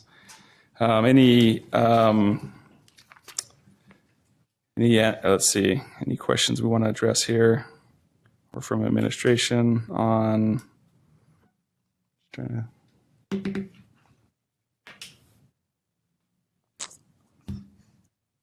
think there was a question on how high density is helping or potentially helping, right? I don't know if anybody wants to address that issue. Would that be like in the growth amount? Because if there was nothing there before and then there's something that has developed, then that would be in our growth number, I think. I'm not an expert, but I think that's what it would be. So we did have some new growth, but as those properties come online, they're going to add value and then they'll be part of the taxing value. It's sort of a two-edged sword because those bring residents, which also require services. So there's going to be there should be added revenues, but there are going to be some added expenses, but it should help with sales tax because hopefully if those people are purchasing things locally, or even if they're shopping online, hopefully we're getting the taxes off the sales, For sure. And yes, we have many opportunities for the Make Ogden, the Zone Ogden, the Plan Ogden, all those to have our voices heard. So, comments for Mayor. Thanks, Mr. Chair. Just a couple things that I wrote down that, thanks for recognizing Fernando. He's a really good dude. and I will pass along your compliments. And as it relates to your comments about the flag, I hope you enjoyed the flag that hung over Washington Boulevard. I felt the exact same thing that you communicated whenever I drove past it and beneath it. To me, it signaled unity. It's something that we should all agree on. It made me really proud of our community and our country when I drove beneath it, and I need to feel that way more often. So I look forward to having that flag back again. That was really special. I do want to push back on the comments about a parasitic cartel, and I want to offer a different paradigm. And it's actually a paradigm that was reflected in Peter's comments. I've met with Peter myself. We've had really good conversations about a number of things. But Peter, you said service to others and self-sacrifice are a pathway to enrichment, and I agree. Those are values that I live by, values that I presented in my first day in office when inaugurated, and they're values that our staff live by as well. And I want to offer an alternative that our staff are our priority because they are a reflection of our people, and they are the people that serve the citizens of the city. And I would love to be at a place where we can recognize the selfless service and sacrifice that they provide each day. Granted, there's a paycheck, I get that. But I also have experienced personally, and I want to share with everybody that selfless sacrifice is real. It's more than a paycheck, it's more than a job. It's a way of life for these guys. They give a lot of themselves for others. And that's what draws them to this work. And so I don't want to be calling them anything other than they are, which are beautiful human beings who give of themselves for others, who live in the Christ-like way in the service that they give to others. They serve in His vision for them. They serve their purpose on this earth and in this time on behalf of people. They live it every day. I find that to be the most beautiful thing I've experienced in this job. And so I'll ask that when we take care of our staff like you did, I appreciate you doing that because you're taking care of the people who take care of our people. Our people outside this building took care of the people inside this building for taking care of them. Does that make sense? That's the paradigm I offer, and I urge others to share. We are a community, and the people that we serve matter a lot, and so are the people that are serving them. This budget was no spa package. There's no doubt about it. Definitely the hardest budget cycle I've ever been through. This would be my 9th. First as mayor, having done 8 in your seat, this was way harder. I'm not sure if I should be proud or not. You guys all said this was the hardest on your end ever. Didn't mean to make it hard on you, but I do believe that the best things come through struggle. And this was absolutely a struggle. I didn't get everything I asked for or wanted, and I don't think that's the point or the goal. I think this is this budget is absolutely a compromise budget, but what we didn't compromise was taking care of our people who take care of our people. That, if it accomplishes nothing else, is really a win to me and for them. So thank you for that. Thank you for seeing them for who they are. I agree this has been the most collaborative budget process I've ever been a part of, so thank you for recognizing it. Glenn Symes, thank you for recognizing the staff the way that you did. You are a class act to and through your core. I already told you that. I know that Janine handed a lot of this off to you this year, and you did an amazing job. You have a lot of respect from the administrative staff. To the council staff as a whole, thank you for all the work that you did. It is hard to have 7 bosses. I know how hard that must be. To the council members, thank you for having an open mind and a constructive mindset.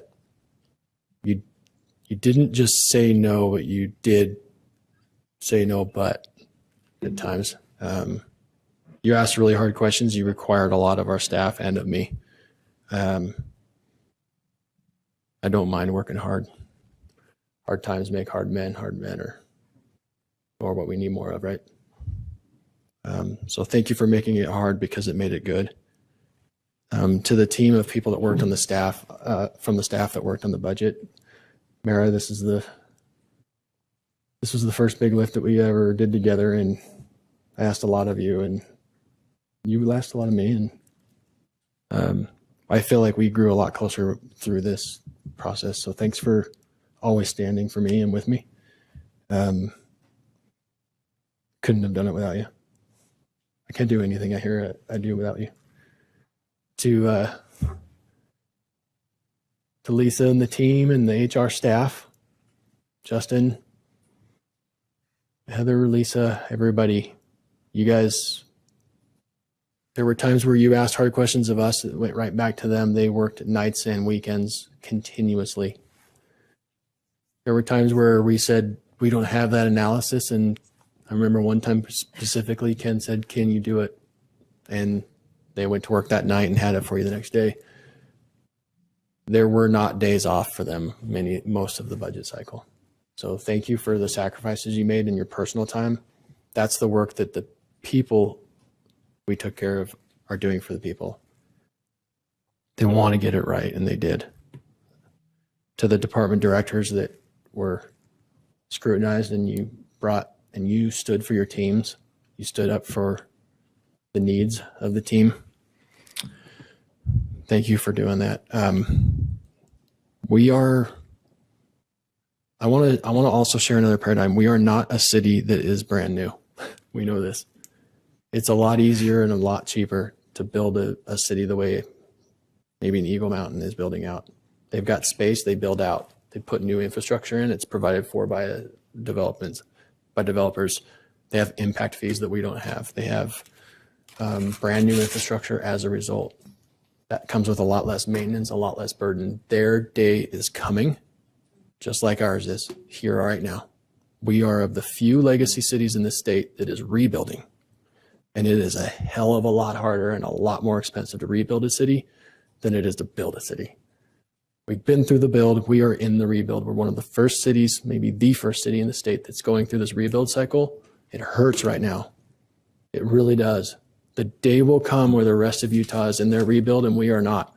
And we will have every competitive advantage that they don't have, and we will kick their butts. Ooh, I almost had a bad one there. That's good. Well, I was close. But we are going to pound them into submission when that day comes, because we are going to have every advantage on them. But it comes with expense. It comes with burdens. We've got CIP projects, development projects that are backlogged and burdensome on our staff.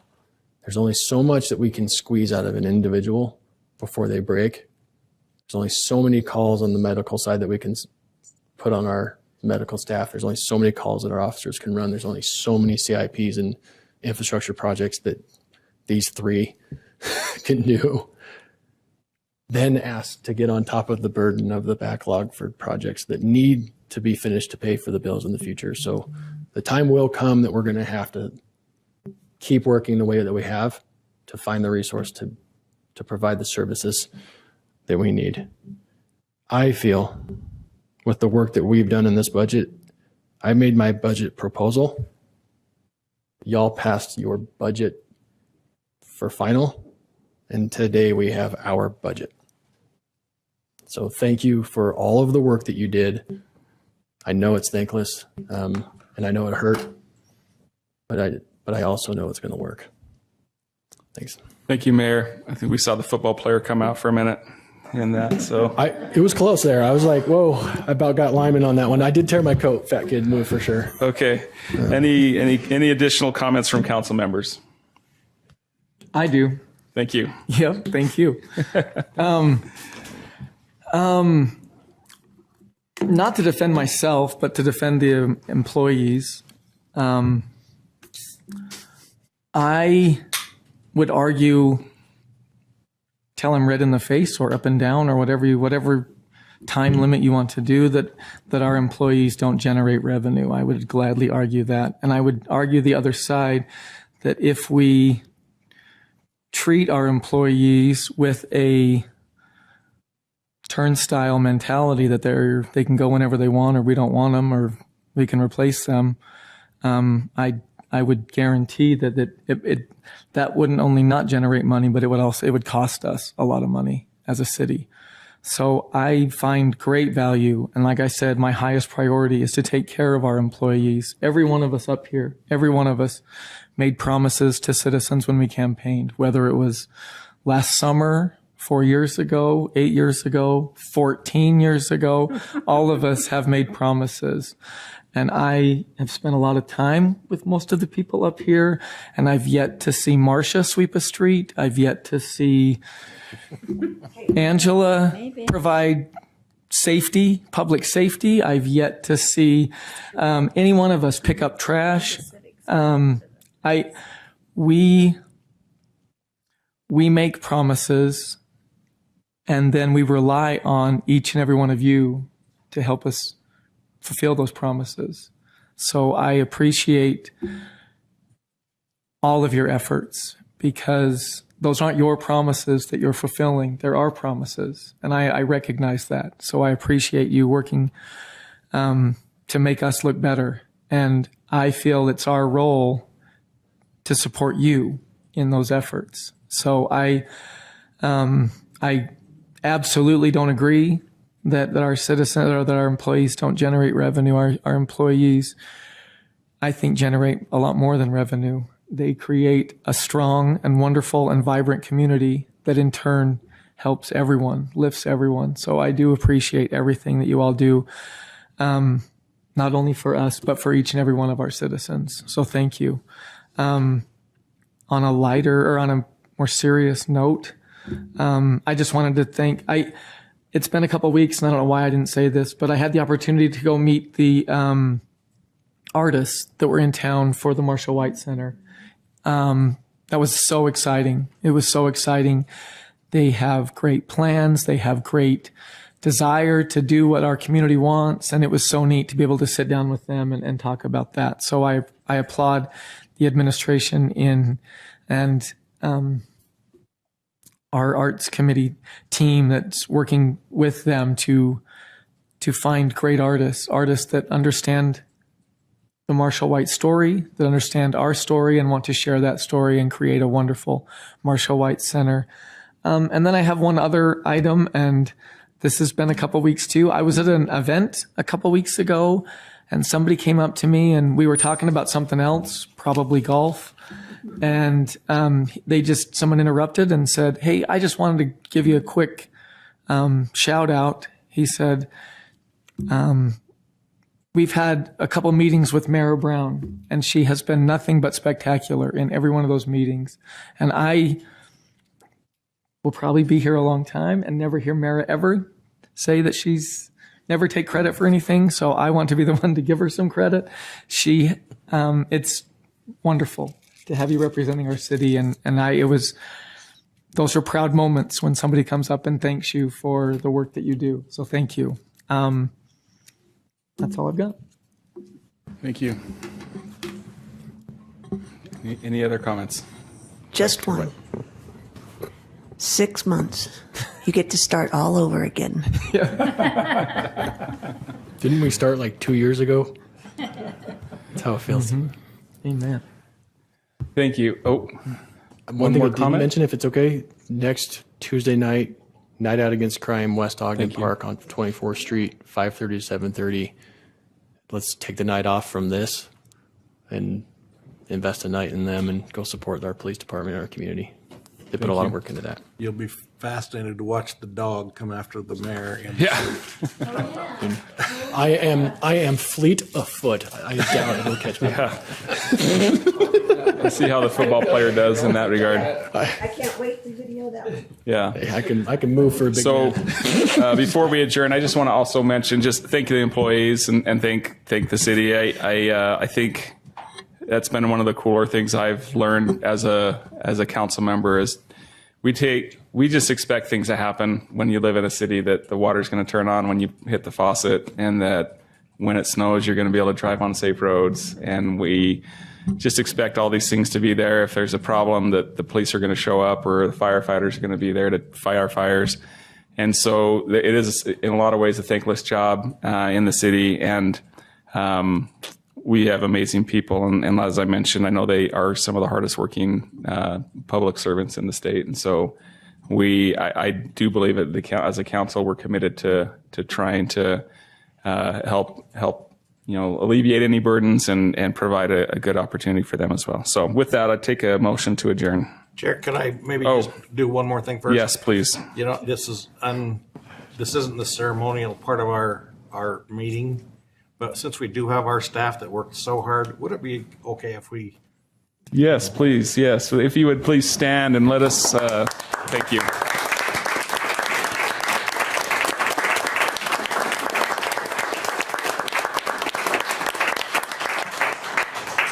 Thank you, Councilmember Heyer. We have Second. Move to adjourn by Councilmember Myers, second by Councilmember Heyer. Voice vote. All in favor? Aye. Aye. All right. See you next week at the Night Out Against Crime, and in 2 weeks back here. Chambers. Don't forget what we got in the other round. Yes. Thank you.